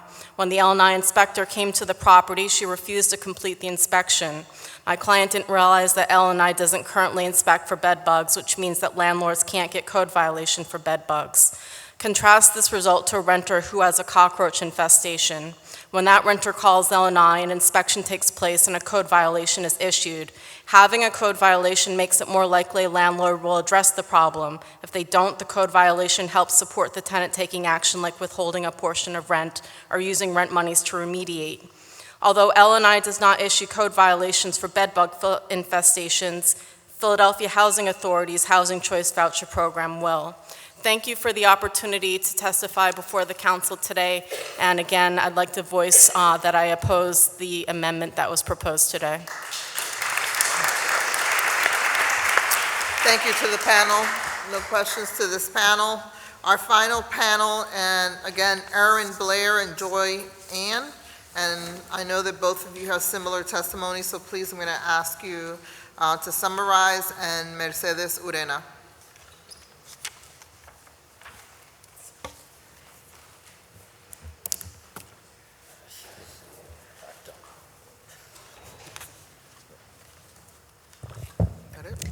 Fortunately, Joy's testimony was just submitted as written testimony. Okay, so. Awesome. So I'll take twice as long, just kidding. Thank you for holding this hearing today, members of the committee, and thank you, Councilman Squilla, for introducing the bill. This is really important to me. As a nurse home visitor, I've been doing home visiting in Philadelphia for 11 plus years. I have watched bed bugs increase. I've watched the number of families suffering the consequences of bed bugs increase. A lot of people have listed off the public health, the very real health effects of bed bugs today, but I feel like there were several things left off of those lists, so I'm going to amend my list just to include the ones that hadn't been discussed yet. Loss of wages.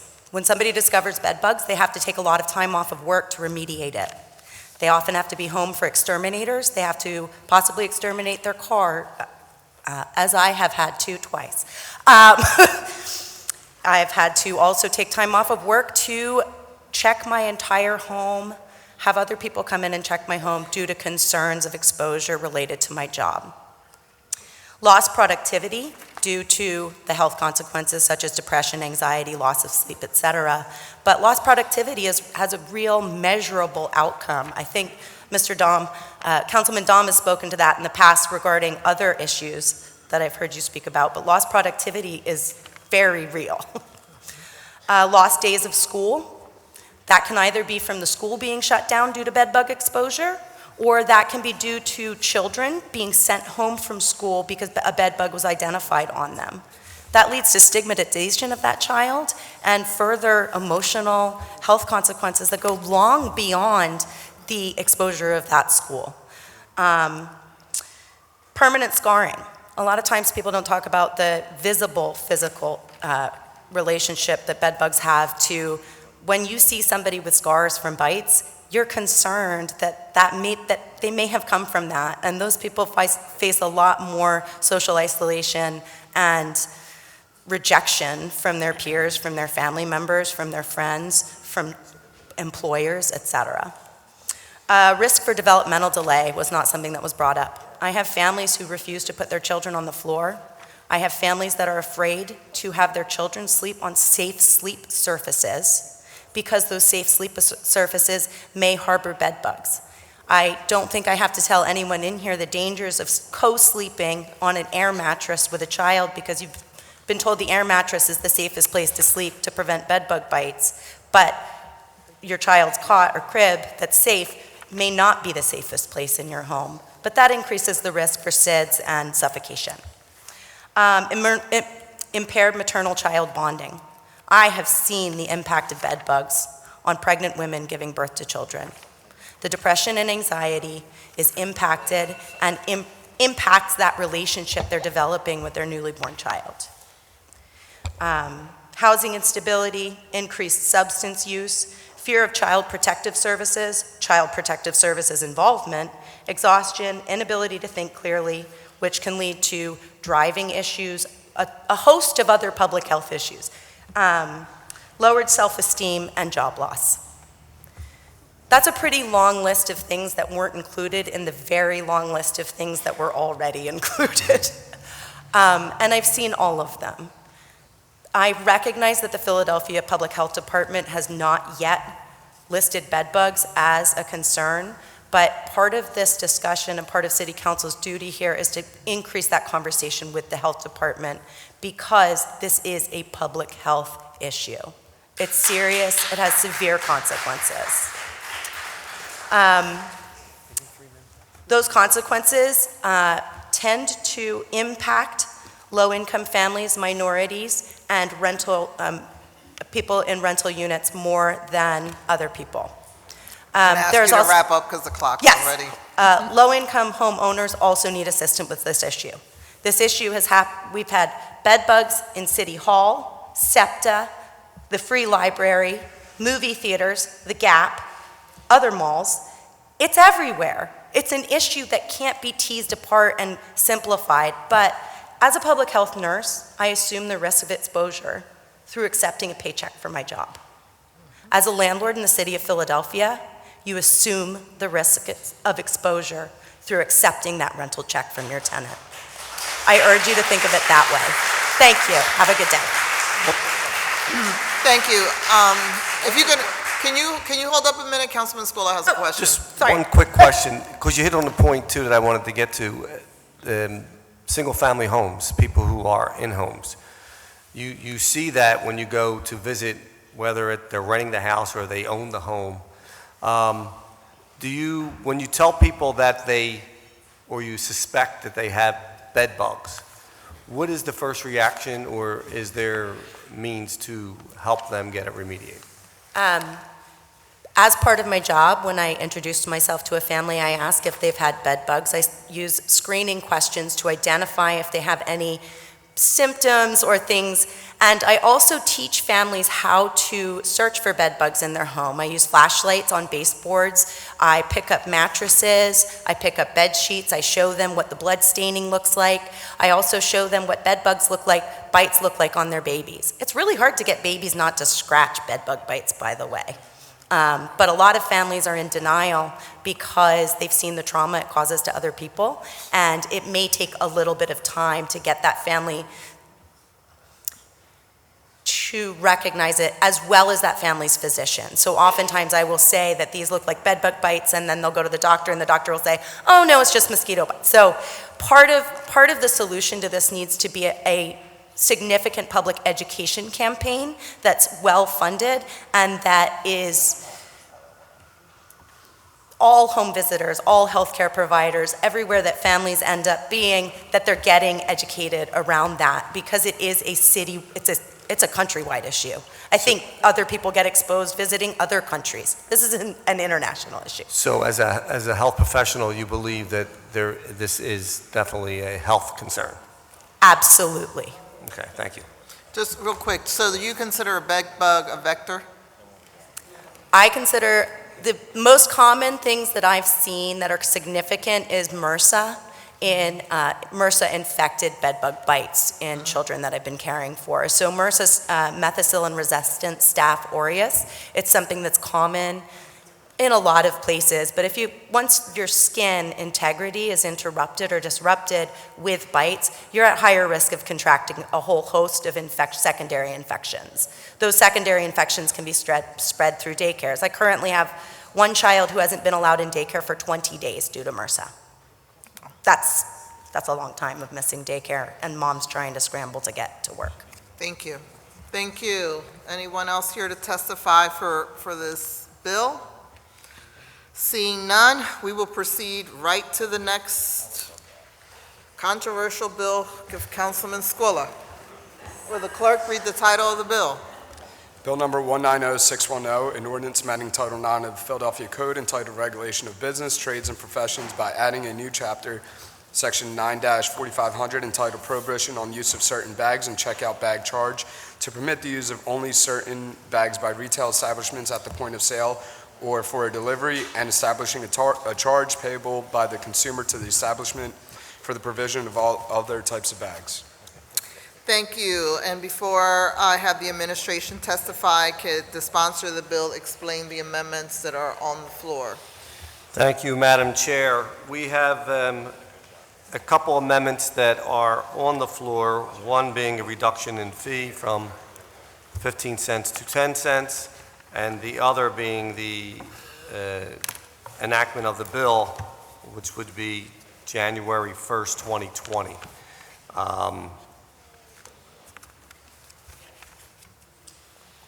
And the exception for dry cleaning bags.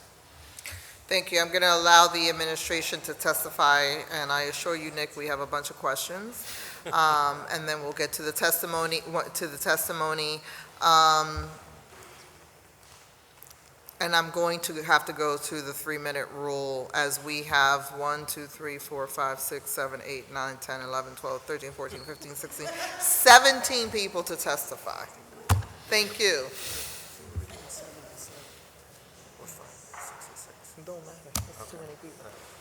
Proceed.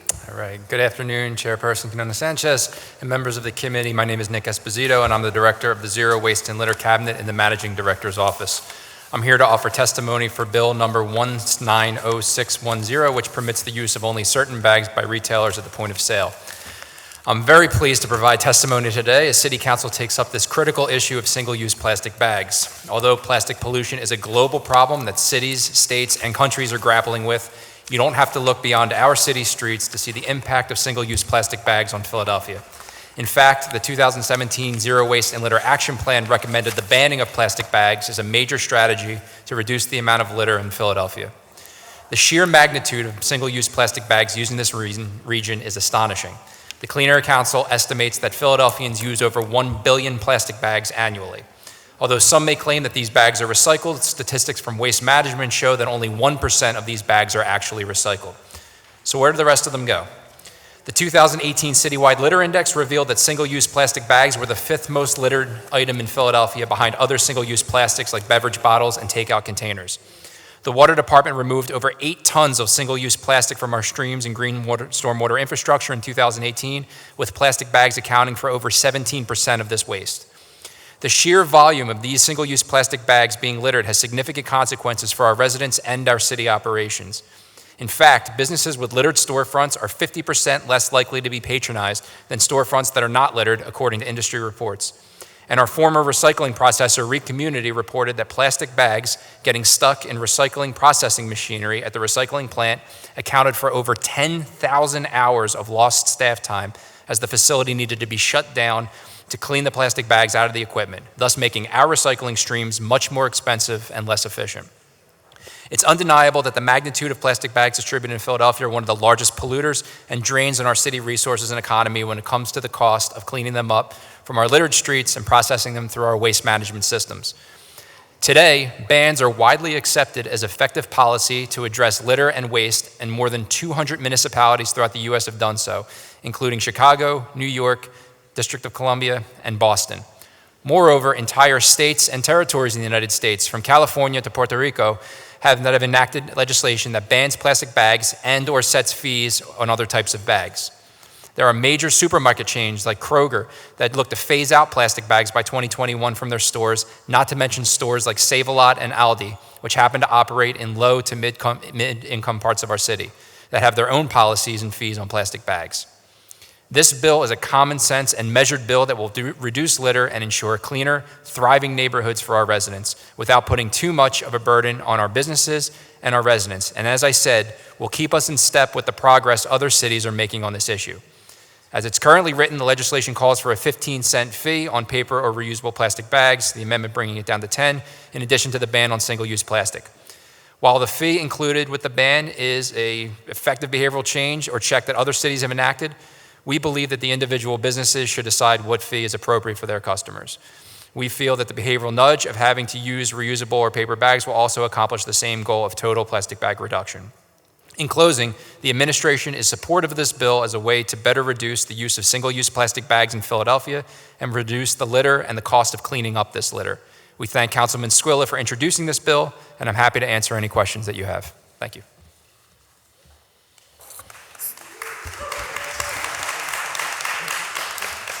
So I have made it very clear to this bill sponsor that as someone who's co-chairing the Committee on Poverty, I am against any regressive tax and any fee to poor people, particularly in food deserts. So I appreciate the fact that this administration understands that a ban without a fee still gets us ahead of where we are today. You said that an amendment has been drafted and circulated that reflects this position.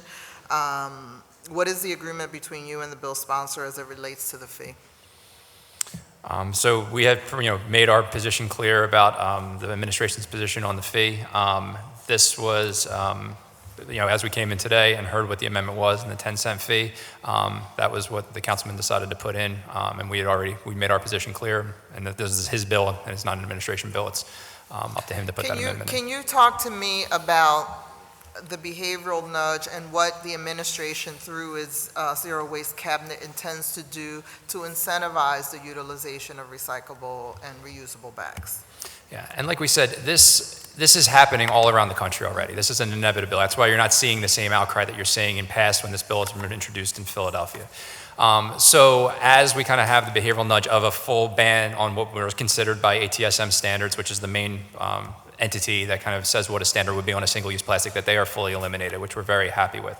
When it comes to the fee, a lot of cities have enacted that, and the behavioral science behind that is you're creating this equilibrium behind the consumer and the merchant. In most cases, and the way this was originally written, the merchant would keep the money. To a merchant, that's a great, we're just going to get more money off of these bags. But the other nudge kicks in where the person who is getting that bag, whether they're high, mid to low income, will be able to say, sometimes out of principle, sometimes out of necessity, I'm not paying for a bag, I'm going to bring my own, and it kind of is the thing that gets them into that mode of thinking. We have in our amendment that if people were to do that, we would, want to make sure that they're already, like we said, supermarkets that are already charging this. In our neighborhood, where the Save a Lot right on Lehigh Avenue does this, right? So as businesses kind of make these policies, we were really leaving it up to the businesses to make the policies to put that behavioral nudge in as we move forward. Well, I'm not for, and with all due respect to my papi stores, which are corner bodega stores, I don't want to give the ability of any store owner to charge, right? Especially at stores where people are going 3, 4, 5 times a day. So I agree with the ban. I also don't want to leave it open-ended for people to begin to charge fees, because as we saw with the implementation of the beverage tax, everything went up in a store, right? So what is your recommendation as it relates to that, so that we don't have businesses going crazy and just charging a fee? So as, these amendments kind of came in to answer that question of what we would do if there wasn't anything set in, I don't have an answer for that right now. I would say that the reason that people do set the fee is to kind of get ahead of that position, so there isn't a way that they could pass it on to the consumer if they were to do that. That is the thinking behind why that is put in other pieces of legislation, almost as a safeguard. Again, to kind of think through if we didn't have the fee, how we would ensure. I mean, we're basically saying that, the ban is in itself hopefully going to be enough to really reduce a lot of the single-use plastic, especially from those corner stores that you mentioned. A lot of those have very small bags that only really put a single-use product in to begin with. So the necessity to actually have a bag is not really there. It's just such ingrained habit since plastic bags have been introduced for people to want to just have them in the store. They think it's an amenity that they need. The other thinking behind it is that, What there is some. major city doesn't have a fee right now?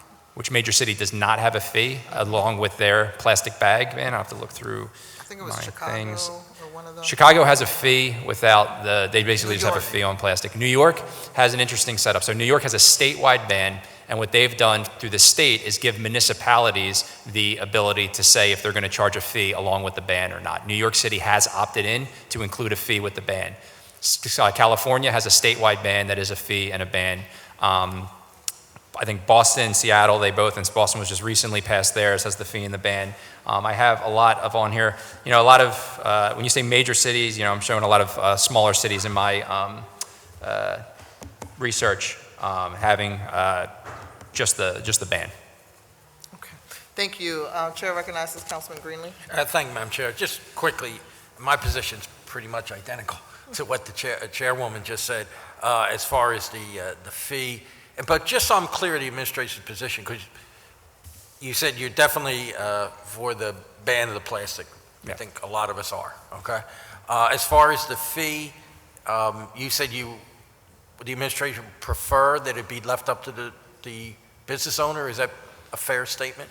Yeah. I mean, with the fact that these, something like a recyclable paper like it's in there, or the other reusable bags do cost money. So if you do want to be reasonable, if someone shows up and they have a bunch of things and they just forgot their bag, there has an option there to say something that they can take away with. So that's where that would still exist. And you said that a lot of the paper bags are recyclable, correct? They're recyclable and they're made from recycled content as written in the bill. Right, okay, all right. We're in quick question, and then one thing you asked about the incentivizing thing, and it is something that we would also, especially as the zero waste and litter cabinet, we don't just set policy, we also do outreach and education, is having this behavioral nudge in mixed with a lot more advocacy and campaigns for people to have reusable bags and just make this part. I mean, there was life before plastic bags. There were ways that people got their groceries from point A to point B, and we have to get back to what's life going to be like past this ban, and there is going to be a level of outreach that we're going to have to do to make sure that people have reusable bags and that they're using them, and it just makes it part of our culture here in Philadelphia. And businesses had paper bags, and that was the cost of doing business, right? This is true. So, again, as Councilman Squilla knows, we've been having this discussion for quite a few years. And I saw the plastic bag ban in Puerto Rico, and I saw Walgreens and others go to recyclable bags, and no mandatory fee, right? And so people pay a fee for reusable plastic bags if they choose to buy one, unless they bring their own. I just think that we're a large city with deep poverty, and I think starting with a fee is not the way to go. And so I've continued to ask the bill sponsor. I might have to take them in the hall myself. Spent a lot of time in the hall. You spent a lot of time, but again, we'll continue to allow for the testimony. Councilman Dom has a question, and then. Thank you, Madam Chairwoman, and thank you for your testimony. What's the cost difference between a paper bag and a plastic bag? Do we know? What's the cost difference? I have to get the exact numbers from so you mean like a single-use plastic bag, the real thin ones? I mean, from what my understanding of when they buy in bulk, I mean, they're less than a penny. Are they both the same cost? No. No, the paper bag is more expensive than a Paper bag's more expensive. than a thin plastic bag. It's about 5 cents, and there's a lot of discussions about paper bags are heavier and therefore cost more money to transport, and we'll hear a little bit about that later from the folks. Okay, thank you. Thank you very much. Councilman Squilla? Thank you, Madam Chair. Well, we're having fun today. I appreciate your testimony, and I know we've been working a long time on that. This is not the first time we introduced this legislation, and hopefully, as our colleague, Chairman Canona Sanchez says, during these two bills, we don't let the perfect get in the way of the good. But we do need to understand if the object of the bill is to reduce usage of single-use plastics, what is proven to be the most effective as far as higher reduction of single-use plastics? So the way I would answer that, this isn't a static conversation. This is a growing, evolving conversation. If people first started with fees and people did that, they got to a certain reduction, but then noticed, well, people got used to the fee and then they adjusted. Then people went to the bans, which there is a lot of effectiveness. When I look at, there's a majority of towns still have the ban on the books, even though towns are moving towards, and major cities, the ban plus the fee. So as this evolves, this is an evolving conversation. And to your point is, where does Philadelphia start with this conversation? And the fact that we're here, it's been a long, strange trip to get here, but here we are. And we're to be able to kind of have the thought of how are we going to open the door towards this? Because this is something that is going to be an ongoing conversation throughout our society around just single-use plastics in general and single-use products in general. So as we kind of move forward, again, there are different behavioral nudges that you can do, but the administration also has to take into consideration the reality of our poverty rate here in the city of Philadelphia, our constituents, and what's going to be the best to work for them at this time. And again, something that this isn't, the last time we'll have this conversation, probably, especially on these products in general, because it's a worldwide conversation that we have to have if we want to continue to live on a clean, nice planet. And if the administration's amendment that was proposed really doesn't define reusable bags, is that something that should be implemented in this legislation? I think, again, as much clarification as possible in the ordinances is something that, I would have to agree with to make sure that what is a reusable bag, especially if people, to the councilwoman's point, are trying to sell a bag as a certain way or kind of pass one off as just that there is that kind of clarity. Because as we see in Chicago, I know they had the ban, but as they have the bigger corporate people who could afford the thicker bags and giving them away for free, does that help or make it less likely to see those bags in our litter or in our streams or in our trash? Yeah, so again, I think that's yet to be foreseen of like what brands you're going to see and what kind of the thicker plastic bags. I mean, they do exist, what would be considered a reusable bag, even though they do kind of almost look like the makeup. Like, there's department stores would be a good example that have a thicker bag. I don't have data right now to say which brands that we're seeing more of what's written on there. We have more about like the single-use plastic bags that we're seeing as these proliferate. Should that happen without this being in, that's something that we would have to just keep a monitor of and revisit. And again, it's something that's an ongoing conversation that we have to keep revisiting and understanding how we can address this issue in the best way we can while serving our constituents at the same time. Thank you. To the bill sponsor, you exempted dry cleaners. How about for the weekly circulars that are done, newspapers that are put in plastic bags? Are they excluded? They are not excluded at this time. So how are we handling that? You get your newspaper in a plastic bag? Are they banned? They are, if we do a ban, they are banned. And the circulars, the weekly circulars that we get at home? We like to ban them too. I know you The would circulars like altogether. But, It's your next controversial. I mean, vote. yeah, I guess they'll have to put a rubber band around them. It's the less plastics that we have, So when it rains, you're going to bring me my newspaper? I will bring it to your home. And listen, again, don't let the perfect get in the way of the good. Councilwoman, these things are still a work in progress, and this because we have a legislation doesn't mean it can't be amended and made better as we move forward. But if there are issues and concerns that we need to address, we could still address them. So I think this conversation that we're having is good. I think it seems like everybody's in the same mode of getting rid of the single-use plastics. This is how we do them. I think we'll come out of this hearing today.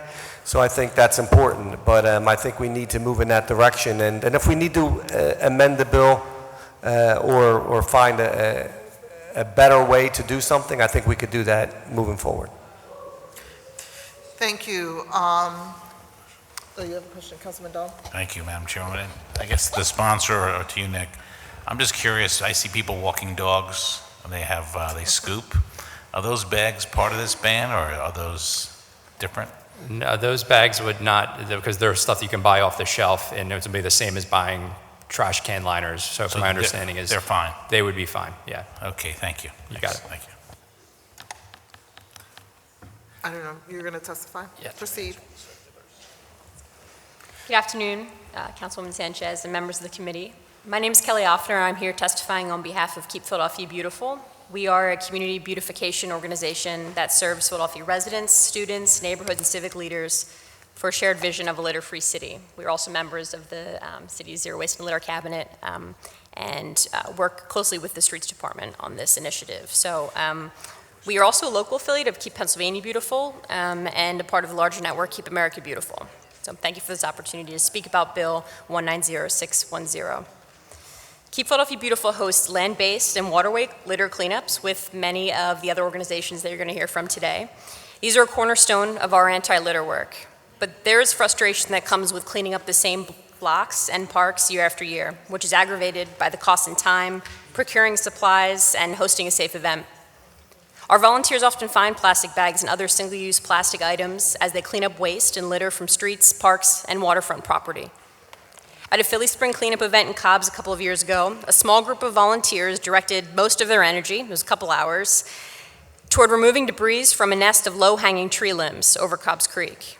Stormwater had rushed over the tree limbs and submerged them in the creek, and they caught debris that would have otherwise washed downstream. By and large, volunteers cleaned out mostly plastic bags from this tree limb nest. We've worked with city partners for many years on public education campaigns around the recyclability of plastics, with the recent emphasis that you may have seen in the Streets Department campaign on keeping plastic bags out of curbside recycling bins. However, we find that plastic bags are still ending up in curbside recycling bins, trash cans, or on the street. Once they end up as litter on the street, plastic bags clog up our drainage systems, they make their way to local waterways, like the Cobb's, and may ultimately end up in our ocean. In about 100 kindergarten to 8th grade classrooms across the city, our educators are presented and discuss the concept of single-use plastics as part of an environmental education curriculum. We emphasize the recyclability of plastics and challenge the students to reduce their use of or flat out refuse single-use plastics like plastic bags whenever possible. And I just want to say that they get it. Students understand this. They understand why it's important. This past spring, students from 11 public schools in the city participated in a cleanup project using the location tracking mobile application Litterati. This project is part of a school district Philadelphia's Green Futures initiative to engage students through service learning. Among the top 5 littered items that students cataloged throughout the project were plastic and plastic bags. We are dedicated to protecting this city that we call home and keeping valuable public areas like parks, waterways, and schoolyards clean and green. In this case, we educate on the ways that we can prevent pollution at the source, and legislation is one of the many tools that support our decades-long efforts for a cleaner Philadelphia. Thank you for your consideration.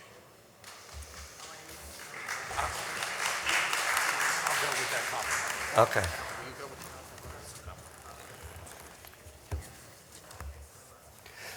Thank you. One quick question on the ban. what municipalities have been successful in the reduction rate with just the ban in place? Yeah, so I'd have to look through the exact ones, which is, again, a lot of these kind of evolved from some having the bans or kind of working around that to having the ban and the fee. A lot of what we're seeing are towns throughout Massachusetts, a few towns in Maine, some towns in Maryland, I believe. Montgomery County has, yeah, 5% charge. Yeah, I would say, and then some in Oregon that have it. But again, it's a lot of smaller towns that have, and I don't know the exact success rates because a lot of them have converted to the fee ban. All right, so we don't know if they've been successful with the ban. Well, they've continued to have them, so I'd have to look at, like when they talk about general rates, because by city, which ones they have, but general, what you've seen, even with the ban, you still have a drop of, from my understanding, about 75%. And with the ban, does this help or hinder the 2035 plan for zero waste, or do you think the ban and fee would get us there quicker? You don't have to answer that if you don't want. Well, I think any piece of single-use legislation that we can pass is going to get us on our way. There's a lot of factors that are going to get us closer to 2035. Again, we did take through the litter index, which was just a feat in itself, that we were able to just say a litter characterization. We didn't have our staff be able to differentiate to say, and we didn't have the even language for it, if it's a thicker bag or a thing. A lot of what they're seeing, though, I would venture to say, is the thinner single-use plastic bags that you're getting in most convenience stores and corner stores and grocery stores. So, again, seeing those all throughout the neighborhood. From a litter standpoint, because that's part of it, 2035 is the big piece for zero waste, but we have an immediate goal of cleaning up our streets in Philadelphia, and the immediacy of getting the single-use plastic bags off. This bill does speak to it. All right, thank you very much. Thank you. Thank both of you. So I'm going to call, if the clerk, let me see here. I have Donald Bracelin. I have Farah Sanderlin and Ron White. This is testimony, okay, hold on. Sierra Club is written testimony. Ron White is written testimony.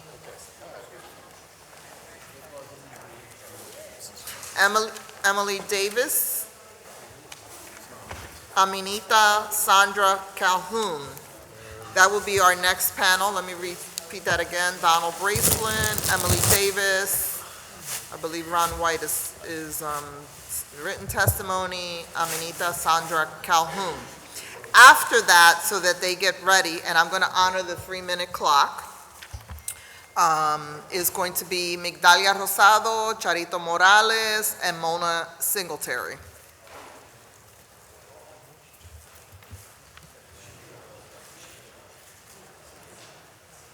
We're going to start with Mr. Bagman over here. All right, good afternoon, City Council. Thank you, Councilwoman Sanchez, for this hearing.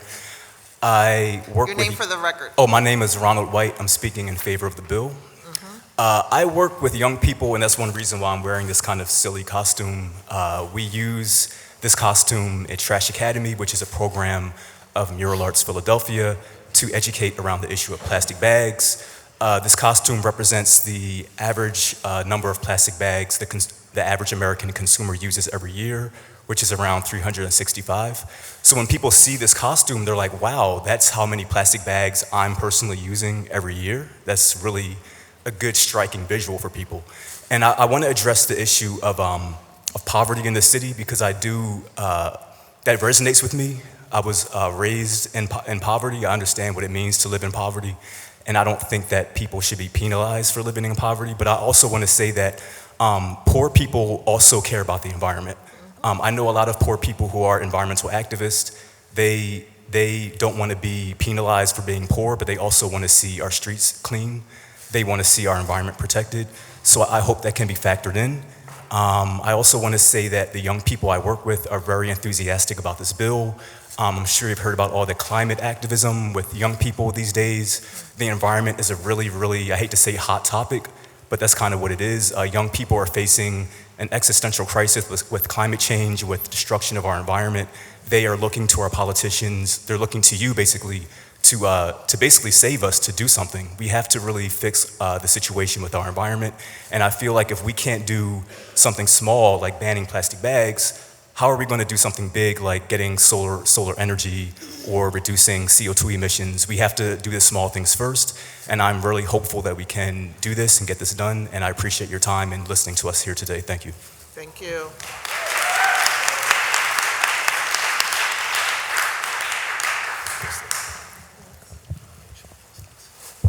Thank you for the opportunity to provide testimony today.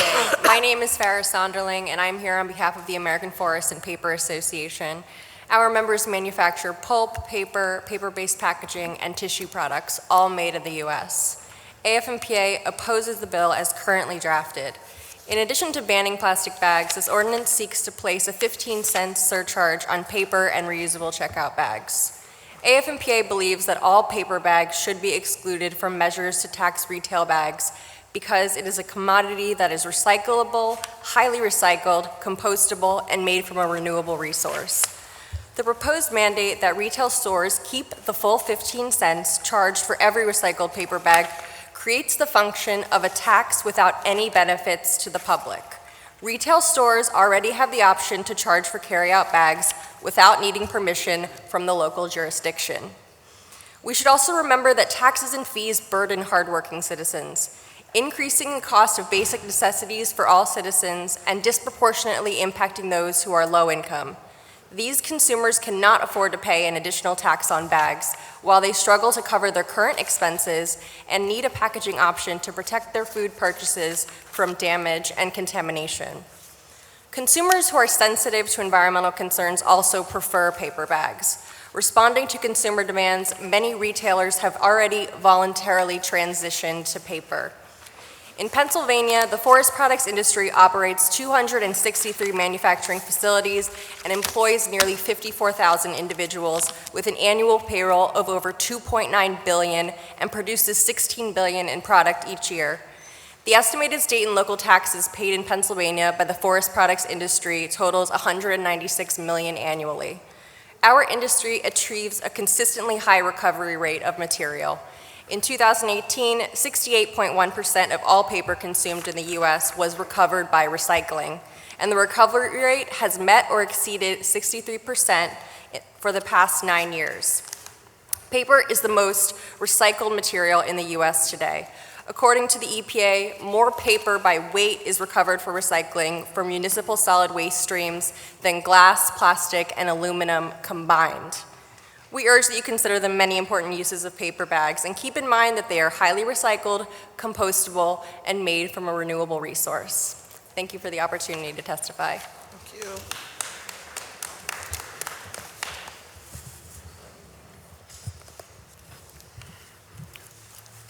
Good afternoon. My name is Don Braceland from Westchester, Pennsylvania. I'm on Westchester's Borough Council for Ward 5. Thank you very much for having us down here. And just before I start, you're all welcome out to Westchester for a beer or whatever, or to see our plastics band. I'm not going to go into the facts and figures and philosophies and all that because everybody knows that. I'm just going to kind of describe quickly what we did. Oh, I need my specs, don't I? Though a single-use plastic bag ban had come up before, it wasn't until late last year that a very bright group of 7th and 8th graders from the Westtown School presented Borough Council with a superb PowerPoint presentation highlighting all the reasons to enact the ban. It was very impressive. With this as our impetus, Council immediately began moving forward, developing and fleshing out what we thought was a viable ordinance banning plastic bags in the borough, to which we later added plastic straws. Our solicitors set to work researching applicable law and writing the first draft of the ordinance that would go into effect 1 year hence. With some revisions, it went to committee, then to full council to approve the draft by unanimous vote. But then Governor Wolf signed a budget-related bill that included a prohibition on any ban or tax on plastic bags for a period of years so the environmental and economic impact could be studied. This was included at the insistence of State Republican leader Jay Corman of Center County, because his district includes a plastics manufacturer and a township considering a fee on plastic bags. So one legislator was able to deny every municipality in the Commonwealth one of their rights to self-rule, and that just simply isn't right. So now if Westchester passed our plastic ban, we'd be in violation of state law. So we had a dilemma. If our ordinance went into effect before the state's period of study was completed, the Commonwealth would take legal action against the borough, possibly against each member of Borough Council at great expense. We all felt Jay Corman's action created bad law, and our solicitors felt we'd be in a better position to challenge the state preemptively if we all voted no on the plastics ban, and then take it up later when we had a good idea what our position with the state would be. To me and several others, that seemed the most prudent course of action, so as not to open up the borough to needless litigation. It may have been the correct thing to do, but was it the right thing to do? At the public hearing on the Ordinance Council chamber was packed with people wall to wall, and normally we have like maybe 5 to 10 people show up for meetings, so this was impressive. I got there a little late and I had to wade through the crowd when I got to admit that was a little intimidating. Many of the attendees, including Maurice Stamson, who is here with us today, and State Senator Andy Dinniman, along with some community activists, gave intensely passionate speeches as to why we should pass the ban and the state be damned. When it came time to vote and the question was called, I was going to vote no. The council person next to me voted no. Now the vote was 3-3. It was my ball game now. And in the course of 3 seconds, I reflected upon everything that had been said that night, and I just said, to hell with it. It's the right thing to do, and I voted yes. With the vote at 4-3, the ordinance passed, and the room just exploded in applause and cheers. It was a pretty impressive thing. Now, you have to understand, all 7 members of our borough council were 100% support of the ban. It was just the interpretation of law and the approach that caused 3 members to vote no. Either way, every member voted in the best interests of the borough. And as to the state coming after us, I really never thought that would happen. For the state to come down on our small borough for transgressing a law that totally defies the obvious direction our future holds just made no sense, and something I would make a PR nightmare if they did. Some weeks later, I met with Senator Andy Dinniman, who assured me that nothing would happen based on his many years in Harrisburg, and nothing has. So in plain language, we stuck it to the state, and it was pleasant. And we won. Philadelphia can do it too. I'd like to suggest Philadelphia partner with Westchester as other municipalities enact their own plastic bans. Together, we could be a source of information, advice, moral support, and encouragement. And I would ask you to think about that. Finally, this ordinance or bill that you are considering is the future, very simply. And the wind is at our back, driving us forward with increasing velocity. Don't allow that momentum to falter. Pass this ordinance, just do it. Thank you.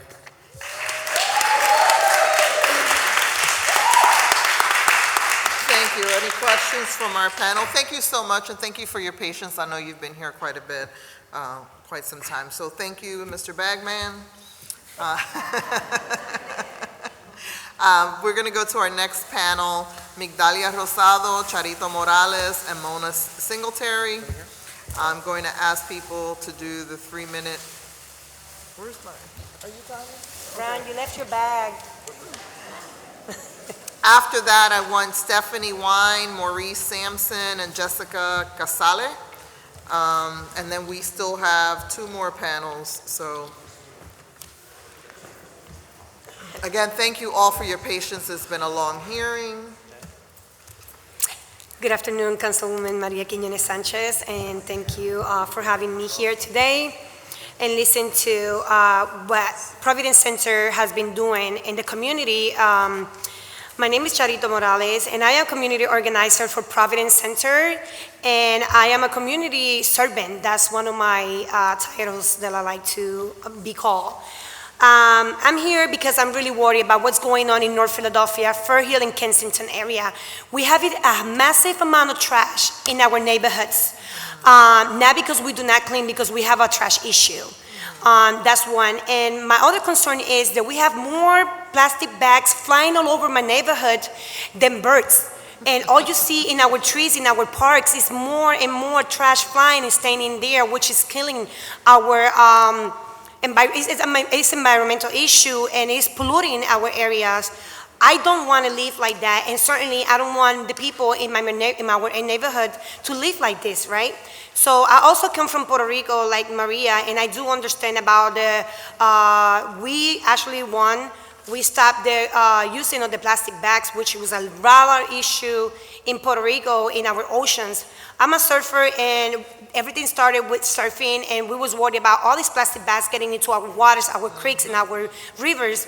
And we actually, it was a hike, it was a fight, but at the end of the day, by us educating the people in the island, that's how the bill passes. And also, it was considered a health issue. Since I'm a nurse also, I would say it's a health issue. My people, our people in North Philadelphia, and especially in Philadelphia, are getting really sick because all these plastic bags floating around, getting into our water sewers, getting into the creeks, and getting into the Delaware River, and then we consume that. That's getting into our neighborhoods and into our house. We have to stop. And the Team JAT, what we're doing, I understand we have the 74% of like low income people. We are 74% of poverty in our area, and we only have 4% of access in health in North Philadelphia. That's a big issue. By saying that, what are we doing in Providence Center with the Trash Academy is we are making our own reusable bags, and we are talking to the people in the community in our own languages, and we're also teaching them step by step how they can make their own reusable bags. Like that, we can stop the using of plastic bags.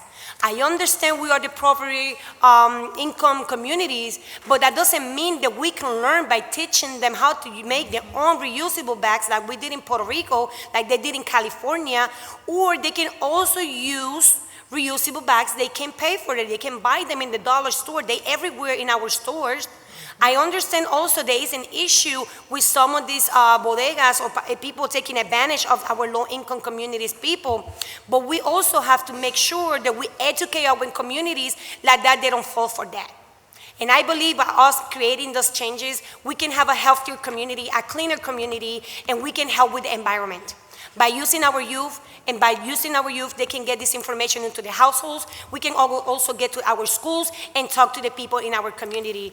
And I will say we can also stop the litter in our communities, which is that's not healthy and it's not fair to the people in our community to live like that. Thank you.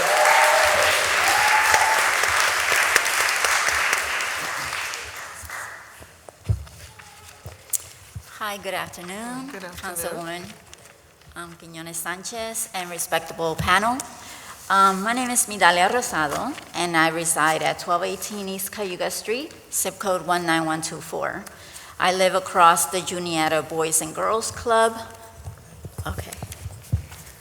I live across the Juniata Boys and Girls Club as well as the Juniata baseball field. For the last 16 years in Juniata, I'm a mother of 2 adult sons and 8 grandchildren. I'm here to help represent as a volunteer the Tacony Frankfurt Watershed Partnership. I am an active user of the park and trails. My family and I participate in walks and activities in TTF. We have recently enjoyed a 3-part series of the bilingual bird walk, which was very educational. I'm gonna skip and go to where I say, but there is something that is really concerning, and that is the plastic bag issue, and that we have in our community and everywhere else as well. I love my park trails and neighborhood. As I become more active in these walks and activities, I've become more aware of the plastic bag issue for our environment.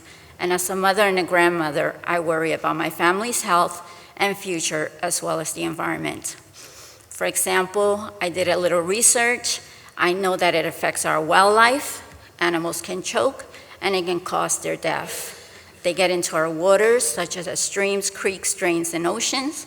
They cause the drains to clog, which affects the proper flow of our waters. I have read they release toxic chemicals, which are harmful to us. They also get caught on our trees and plants, which do not look very attractive, and it affects our children's health and future. For these reasons, I'm here to support the passing of the BYO Bag Bill 190610. I have learned a lot in regards to the issue and the effects of how the plastic bags affect us and our environment. I myself am an active user of reusable bags. I tend to keep lots of them in my trunk for my shopping needs and other uses. I'm a true believer that by using reusable bags, we can help improve our health and environment. I know TTF distributes them. I myself have received them from TTF and other people that give them out for free. So I'm here to share my concerns, and I hope this helps the respectable panel to consider the passing of this bill. I want to add that Saturday, I was at Kensington Avenue, and I usually hand out food and scarves, whatever, Bibles to the homeless, and I noticed that they were asking me for plastic bags. Well, I didn't have any, so I was giving them my reusable bags. So it would be a good idea also if they could get free reusable bags, because I know that's a big problem with the trash in Kensington. Thank you very much from the community, from TTF, and myself. God bless. Ms. Mona Singletary? I'm sorry? Mona? Oh, and you are? I am Aminata Sandra Calhoun.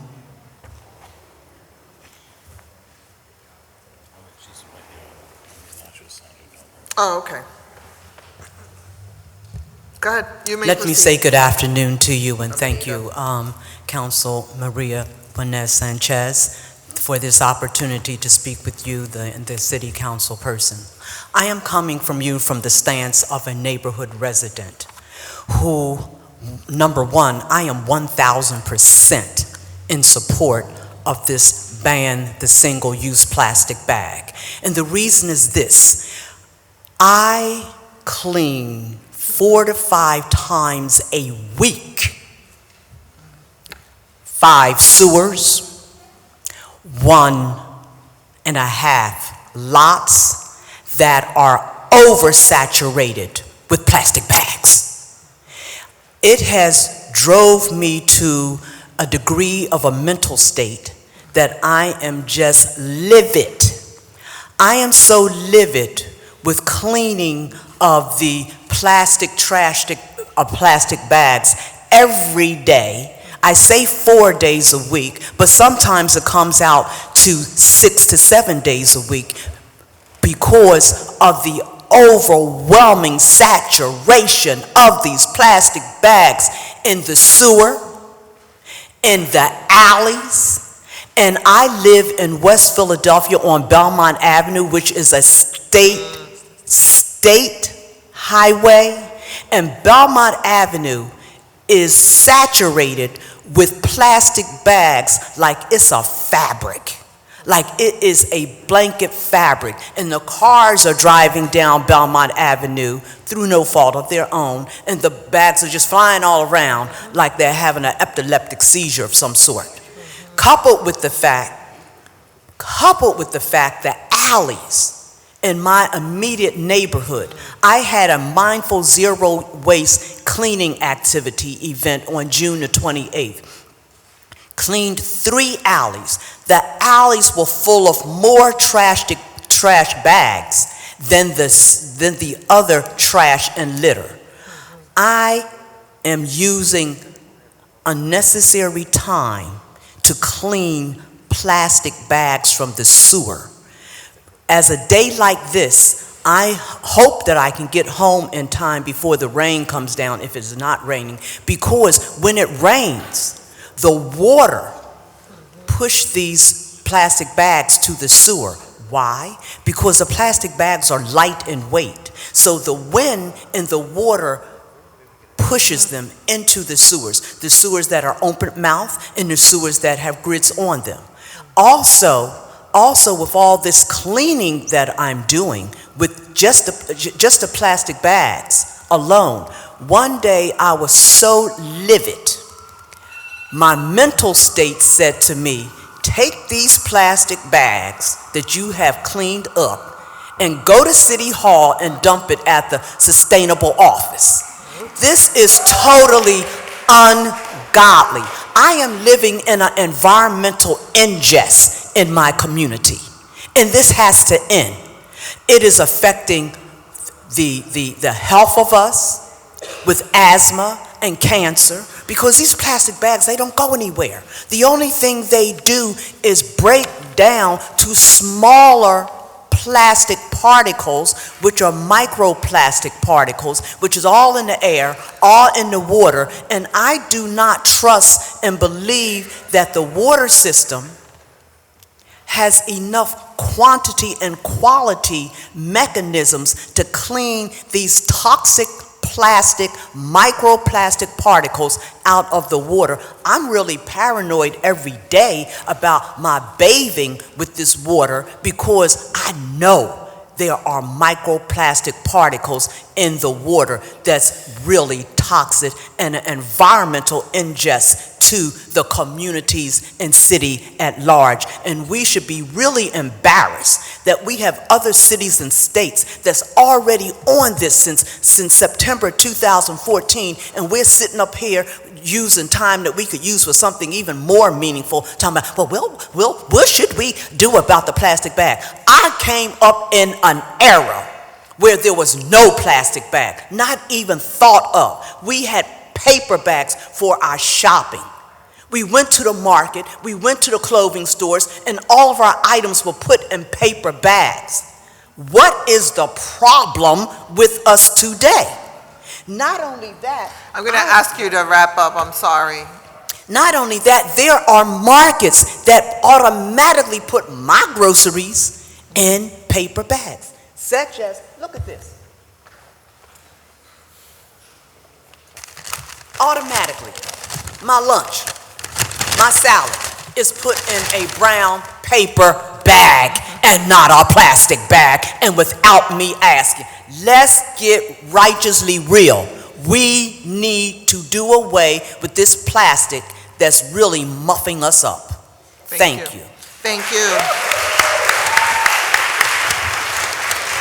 All right, so I'm going to ask Mona Singletary, who's behind you, Stephanie Wine, Maurice Sampson, and then after that, Jessica Casale, Sarah West, Lena Smith, and I'm going to have to honor the clock. Oh, did I skip Emily Davis? I apologize. So I'll let Emily Davis go, because you have written testimony too. So let me remind you, you have written testimony. Please, I'm going to have to go to 2 minutes. I have to go to 2 minutes. Because if not, we're going to lose a vote here. Okay.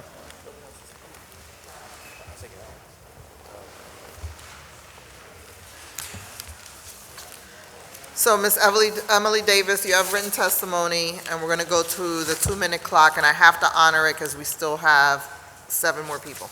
Okay, we've submitted our testimony in writing. My name is Emily Davis. I'm a volunteer with the Southeastern PA group of Sierra Club, and I live here in Philadelphia. So I'm going to skip most of my testimony so that we get through it faster. One thing somebody didn't say, or nobody said yet, is the average working life of a plastic shopping bag is 15 minutes. It costs less than 5 cents to get the bag in the first place, and it costs us 30 cents to pick it up. Wow. So what's the problem? Seems like this locally borne cost should be enough to move us toward action. And that doesn't count the cost to our bodies. It's not just that it's in the air and in the water, it's in the food we eat. So we need to solve that problem. Somebody's already talked about the litter in the water. As a rower, I can say that I can use the plastic bags hanging on the shrubs along the Schuylkill to see how far the water went up.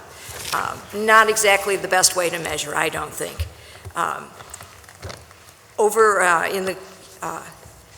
Internationally, 127 countries have enacted plastic bag taxes or bans. And many of these countries, such as Bangladesh, have smaller economies than we do. So Sierra Club encourages Philadelphia to pass a strong ordinance to encourage the use of durable shopping bags that will lead to significant reduction in the use of thin plastic waste in our streets and streams. Thank you.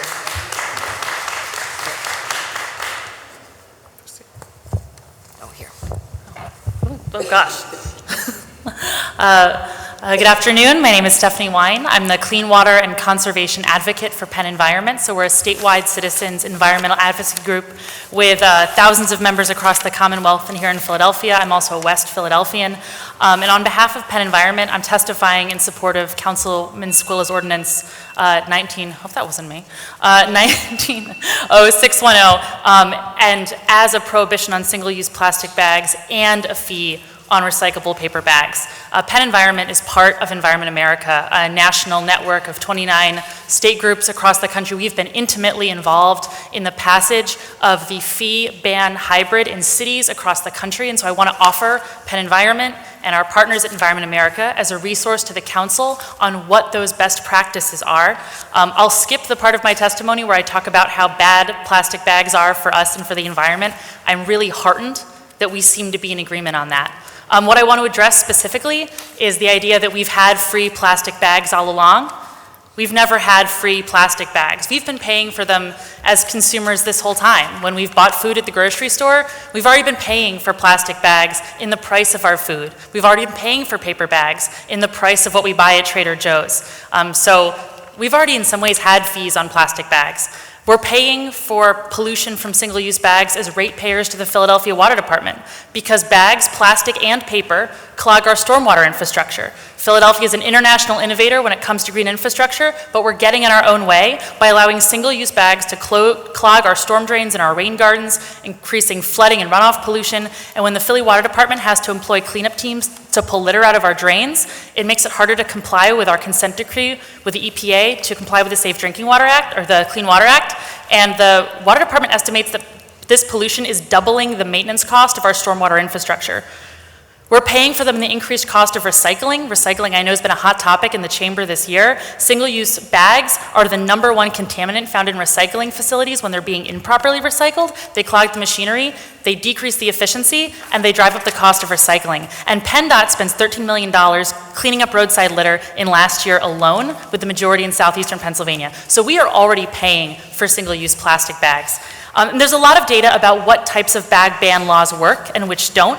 And with Ordinance 190610, we believe we've achieved the most successful parts of plastic bag ban legislation across the country, setting a ban on plastic bags below a particular thickness and placing a fee of some size, there's room to negotiate there, on paper. When you set a limit on plastic bags but don't have a fee, it doesn't work. San Francisco tried to do this. And when they had a ban with no fee, there was no change in consumer behavior. Retailers switched to offering paper bags with excessive double bagging for energy-intensive and expensive paper bags, or people switched to using heavy, high-density polyethylene bags that are marked reusable, but that no one reuses. And so when you don't have a fee on those other types of bags, you don't see the change in consumer behavior, versus when you look at the cities in California and across the country that have implemented a bag ban hybrid fee, we see marked reduction in single-use bags of all types. We hope the city will make it a top priority to implement the combined fee and ban to get the greatest reduction in single-use bags in service of its goal of a zero-waste Philadelphia by 2035. It's in the best interest of our waterways, our wildlife, our health, and our climate. Thank you for your time and patience. Thank you. Mona? Good afternoon. I would like to thank Ms. Marie Sanchez for allowing me to support the bill for 190610. My name is Mona Singletary. I am the block captain of the 2300 block of Nicholas Street, Philadelphia, PA 19121. I also do the free lunch and play street for the summer program. My concerns today are littering, illegal dumping, and plastic bags.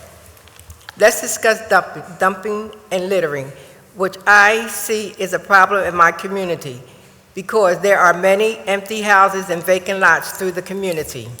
When people ride through, it gives them an opportunity to see where they can dump illegal trash which they might forget to put out on their trash day,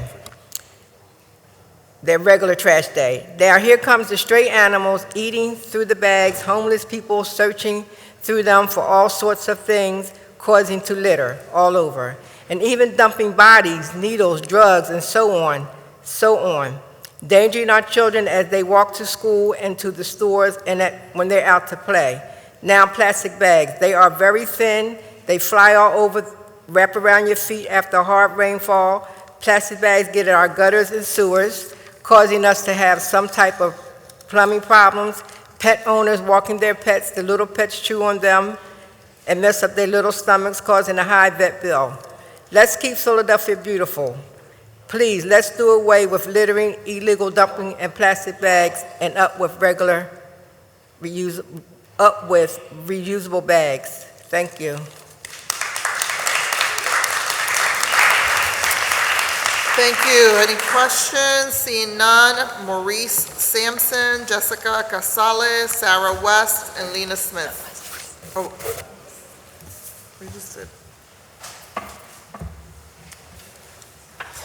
Again, we're going to do 2 minutes, folks. Please, if you have something different to add or reaction to any of the amendments, if you have written testimony, I still have 4 more people. Good afternoon, council members, Quanto Sanchez, Ellen Dom, members of the committee. I want to take my time today to address 2 issues of concern that I've been hearing being discussed among council. 1 is the impact on the poor, and 2 is the whole question of fees. Plastic bags have been described as the #1 consumer product in the world, and coincidentally, they are the most banned product in the world. The argument that bans, taxes, or fees disproportionately harm the poor is a common misperception that is simply not true. It persists because, unlike this hearing, most of these deliberations lack the foresight to ask the poor themselves for their opinion. Here are the facts. The first ban of plastic bags occurred in 2002 in the nation of Bangladesh, a country where 85% of the population is either at or near poverty. Today, the American continent leads the world in bag regulation, with 34 countries adopting bans or taxes, 31 of them in sub-Saharan Africa, the world's poorest region. Today, there are 127 countries with plastic bag ordinances, and according to today's Inquirer, 471 local municipal ordinances in 28 states, with statewide legislation in New York and California. And I want to tell you, because I've looked, there are absolutely no studies, no reports, no complaints, no tragedies anywhere in all of those places where the poor have been somehow damaged or upset because of these bags. The question, despite this information and what we've heard from today's speakers, still we have to wonder, how is it that fees would not be a burden on the poor? This question has been answered and documented recently in a recently released economic study, which I have provided you with copies, Bans versus Fees, Disposable Carryout Bags Policies and Bag Usage, by 2 researchers out of University of California, Berkeley. I'm going to ask you to summarize. I'm sorry, I have 4 more people and the clock for 2 minutes. Your ban versus fee report is going to be put on the record as well as your testimony, so I'm going to ask you to sum it up.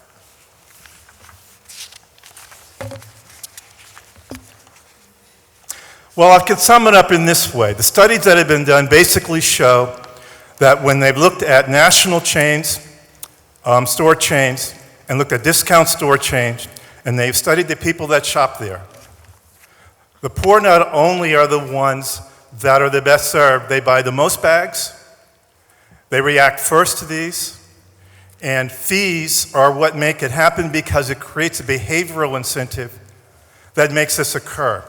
Making plastic bags, paper bags free will actually make food more expensive because that cost gets rolled into the overall cost of food.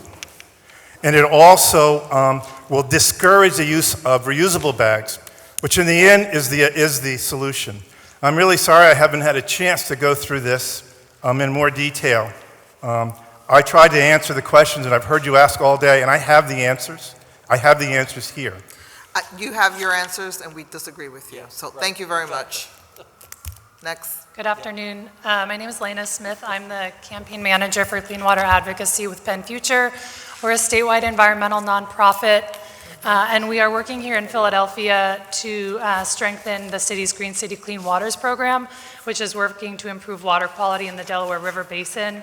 A ban on single-use plastics and a fee on recycled paper and reusable bags will improve the water quality in the Delaware River Basin and contribute to continued success of Green City Clean Waters. Just briefly summarizing, Green City Clean Waters relies on the use of green stormwater infrastructure to reduce our combined sewer overflows into the Delaware River Basin. This is an innovative approach that Philadelphia is a leader in.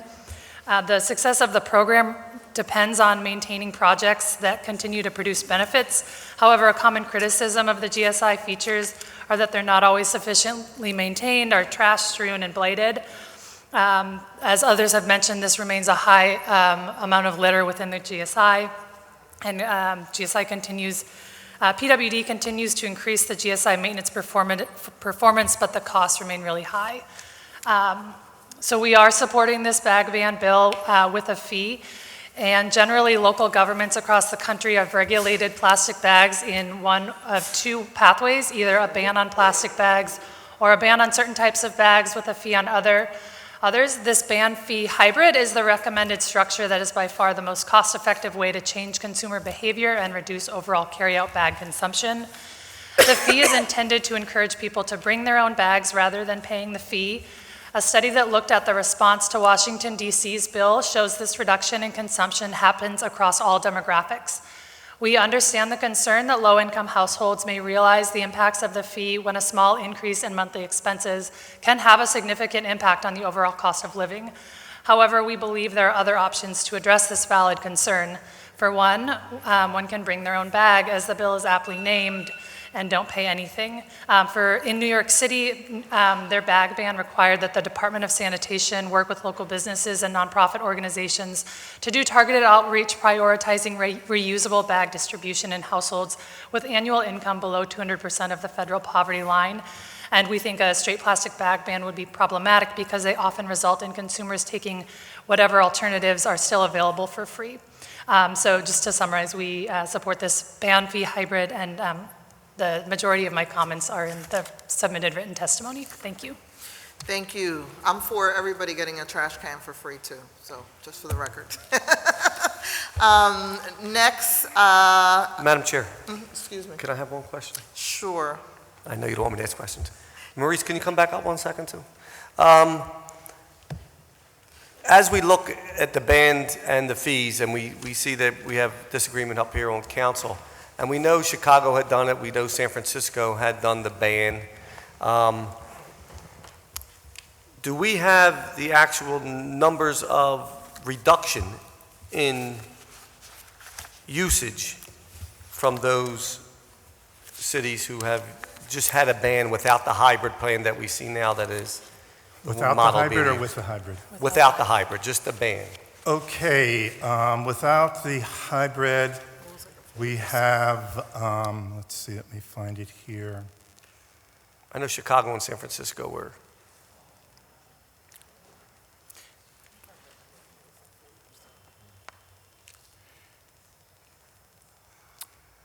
I'm going to just go down the list because I'll come to it faster than looking for it. Los Angeles, that did a ban and a 10-cent bag, had 95% reduction after the first year. Washington, D.C., 5 cents on paper and plastic bags. There you go, it was strictly a ban. 80% reduction in the first year.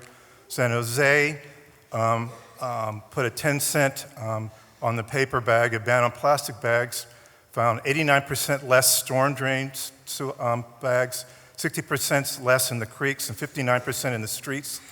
Suffolk County, New York, recently put it together in 2018. After 1 year, there were 1.1 billion fewer bags, a reduction of 80%, with 41% less bags on litter. Alameda County, California, put a ban on thin bags and a fee on paper bags, 80% decline. Maurice, understand you're reading all them. There was a couple of ones that just had a ban. Yeah, I'm trying to find those. You had those let's I think it see. was San If Francisco I may- and Chicago. Go ahead. I don't know the specific cities, but often what we see when municipalities just do the outright ban is then the reusable bags turn into a thicker plastic model, so we're not actually seeing a reduction in the use of plastics. It just becomes a thicker plastic reusable bag. Okay, all right. In Richmond, California, it had just a plastic ban. They said 60% of the people bought reusable bags at national chains, 70% at discount retailers. That's code for who the people are that are doing the shopping. They found that a number of people didn't use bags, jumped at all, jumped from 5% before to 20%. They simply refused them when they go in the store. And at national chains, they found 30% of the people who came in simply didn't take them before they left. Okay, all right, thank you. Thank you. Thank you, Sarah. I think I have left Elisa Sharagodsky, Dee Dukes, and Grace Lewis.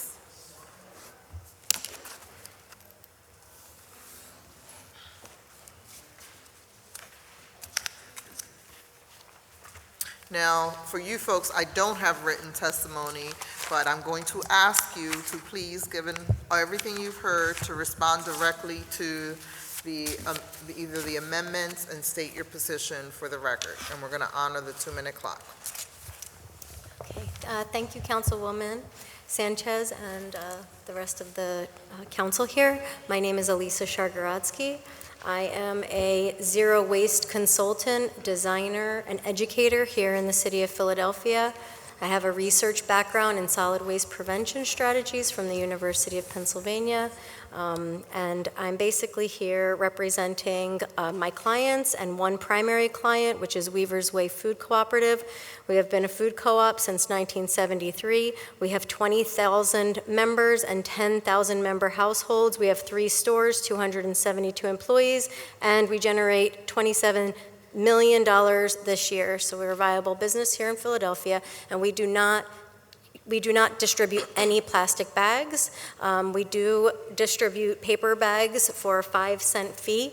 However, I'm here to provide qualitative data to you regarding how well we've benefited doing what we have done by doing away with this. And basically, the value is measured not always in cost. So that's something that I'm going to invite you to think about. This has had immense value on our extended community because it has rallied people together behind one vision to do away with this stuff that we know is toxic for us. It is not good for us. It's not good not only morally, but it's not good culturally, because what has happened is we've normalized it, and that's why so many people here who have talked about how disgusting it is and see it on their streets. I also previously was the program director for the Philadelphia Watershed Stewardship Program that provided environmental education to 20 inner city high school students. So this topic is I'm very, very privy to this topic. So something that I'd like you to think about is the benefit, because at our co-op, because we do not do plastic bags, we have something called a bag library. So people who have excessive reusable bags, they give them to us, and then we recirculate them in our community. So it really shows that these plastic bags are not a necessity. I know that just went off and I want to honor it, but I do want to say this, is that there are huge cultural ramifications of us continuing business as usual. Because what happens is there is a huge sector of society that doesn't understand the dangers that these single-use products pose to public health, and that's something that I ask you please to consider when you're moving forward with this. Thank you. Thank you for your testimony, and thank you for being a responsible, sustainable business. Yes. Good afternoon, Chair Sanchez and members of council. My name is Dee Dukes. I am a block captain on the 5400 block of Moore Street in Winfield, PA. I am offering testimony today in support of Bill 190610. Again, I am a registered block captain with the Philadelphia More Beautiful Committee. I'm also the president of that same Block Captains Association. I'm the executive vice president of the Winfield Residents Association. Today, I speak about our goal and top priority in my community, which is to be litter-free. I personally clean my neighborhood daily, beginning with my own block. I regularly host block meetings and organize cleanup days. As a block captain, I endeavor to lead by example. I walk out of my house, I pick up trash and sweep trash. I get out of my car, and before I arrive to my front door, I have picked up many, many pieces of trash, including plastic bags and even some drug paraphernalia before I get to my home. I communicate daily with our young residents and try to motivate and encourage good habits of properly discarding litter in the correct trash and recycled dumpsters. I host quarterly block captain meetings and invite organizations such as Trash Academy to educate and partner to support our block captains in our endeavor to live in a litter-free community. We also have partnered with charter schools and neighborhood schools to teach children how to recycle and keep our neighborhoods clean. Plastic bags are a large quantity of trash and litter which I pick up daily. I have hosted trainings to educate about plastic bags to be able to put them in the correct recycling bins. It's costing the city of Philadelphia millions and millions of dollars due to contamination when placed in recycling bins, those plastic bags. We have some major dump sites in our community, such as Upland Way, along with some vacant lots. Many of our leaders contact 311 on a regular basis regarding illegal dumping. Most of what we do to reach out to the community is via Facebook to let people know that their negative behavior affects our community. We have transformed a vacant lot called Triangle Park in our community. So I thank you for the opportunity to speak with you today regarding the single-use plastic bags, and I am in support of that bill. Thank you, and thank you for your work as a block captain. We really appreciate it. We don't say thank you enough. I know sometimes it feels like a thankless job, but I can tell you that as a district council member, I so appreciate block captains. Thank you. Thank you very much. And then we have our final testimony. I'm going to ask you to honor the 2-minute clock. And thank you so much for your patience. Thank you for having me here. I really appreciate this opportunity to speak. I'm sorry that I missed when my name was called. I ran over from work, which is conveniently across the street. So my name is Jessica Casal, and I'm a resident of Philadelphia. I live at 1734 Spruce Street. I am a previous employee of Clean Water Action. Maurice works for Clean Water Action. And I'm also a previous employee of the City of Philadelphia, the Department of Parks and Recreation. I am here today in support of the bill number 190610. I believe that any bill that helps reduce waste and litter is imperative to enact. If this bill is not enacted, then plastic waste will continue to complicate the city's already failing recycling system, decrease the property value of low-income neighborhoods who bear the brunt of plastic waste in this city, and this will continue to contribute to climate change because of the production of plastic from fossil fuel industries. Now, I'm really here to talk about what it has been like to go door-to-door advocating on behalf of this bill. I can tell you with certainty that the majority of your constituents are in support of this bill. When I go door-to-door, people are surprised that this is now coming onto the floor because we are behind places like the entire state of New York and 300 other municipalities that have already passed a plastic bag ban. Additionally, I have worked for the City of Philadelphia, the Parks and Recreation Department, and I work directly with the Zero Waste and Litter Cabinet in order to conduct a waste audit of Love Park and Center City right next to us. The majority of waste was single-use plastic bags and plastic bottles, which contributed to an overwhelming amount of trash that the park simply cannot keep up with. Instead of trying to change the habits of the people of this city, we need to go to the root of this issue and start making sure that we have a ban on plastic bags so that we can keep up with recycling and stop these plastic materials from going to landfills. In conclusion, I'm definitely in support of this bill. I think especially working for the city and going door to door and actually speaking to your constituents was really an important perspective for me, and you would be doing the city a disservice if you did not actually pass this bill. Thank you so much for your time. I really, really appreciate it. Thank you so much, and thank you for coming back. I know it's been a long afternoon. I appreciate that. If no one else is here to testify, you have something, Councilman? The chair recognizes Councilman Squilla. Thank you, Madam Chair. I do want to say that thanks, everybody, for being a part of this process. As you see, democracy at work, and sometimes we don't always get everything we want, including me today.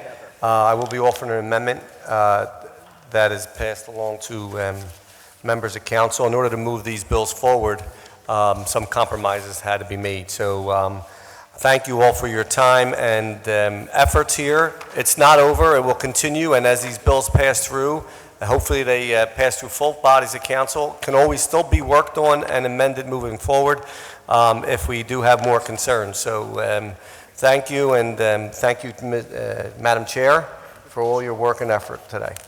Thank you to our bill sponsor. I'm going to do each bill individually, if it's okay, to Vice Chair. We're going to conclude the public hearing and enter our public meeting, and I'm going to call on Vice Chair Dom for an amendment to Bill 190785.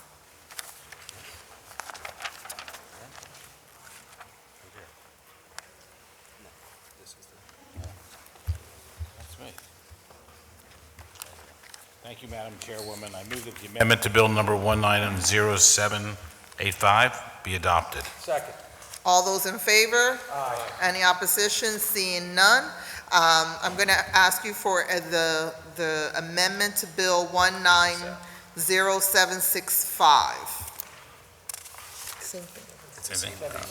It's been moved and, oh, I'm sorry, an amendment to Bill 190767.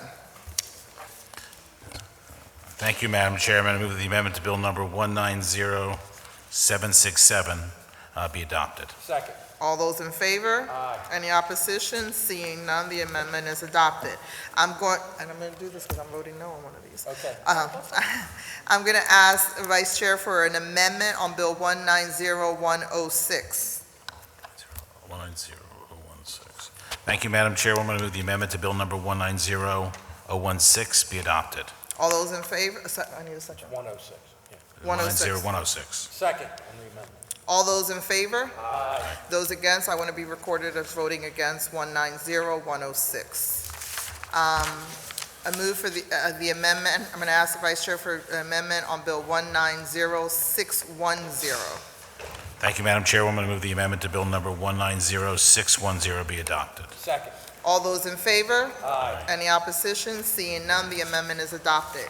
Now I'm going to ask for one motion for Bill 190785 as amended, Bill 190767 as amended, Bill 190106. Actually, I'm going to separate it. I'm sorry, because I'm going to vote against that.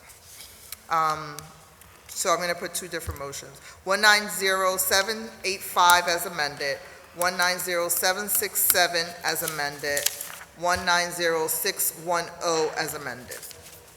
Thank you, Madam Chair. Move that Bill number 190610 as amended, 190785 as amended, 190767 as amended be reported from this committee with a favorable recommendation, and further move that the rules of council be suspended to permit first reading of this bill at the next session of council. All those in favor? Aye. Any opposed? Seeing none, Bill number 190785, Bill 190767, 190610, as amended, be moved out of the committee with a favorable recommendation, and further move that the rules of council be suspended to permit first reading at our next council session. And I need a motion on Bill 190106. As amended. As amended. Thank you, Madam Chair. I move that Bill number 190106 as amended be reported from this committee With a favorable recommendation, further move that rules of council be suspended to permit first reading of this bill at the next session of council. All those in favor? Aye. All those opposed, I want to be recorded as voting no on Bill 190106. That concludes the Committee on Licenses and Inspection meeting. Thank you.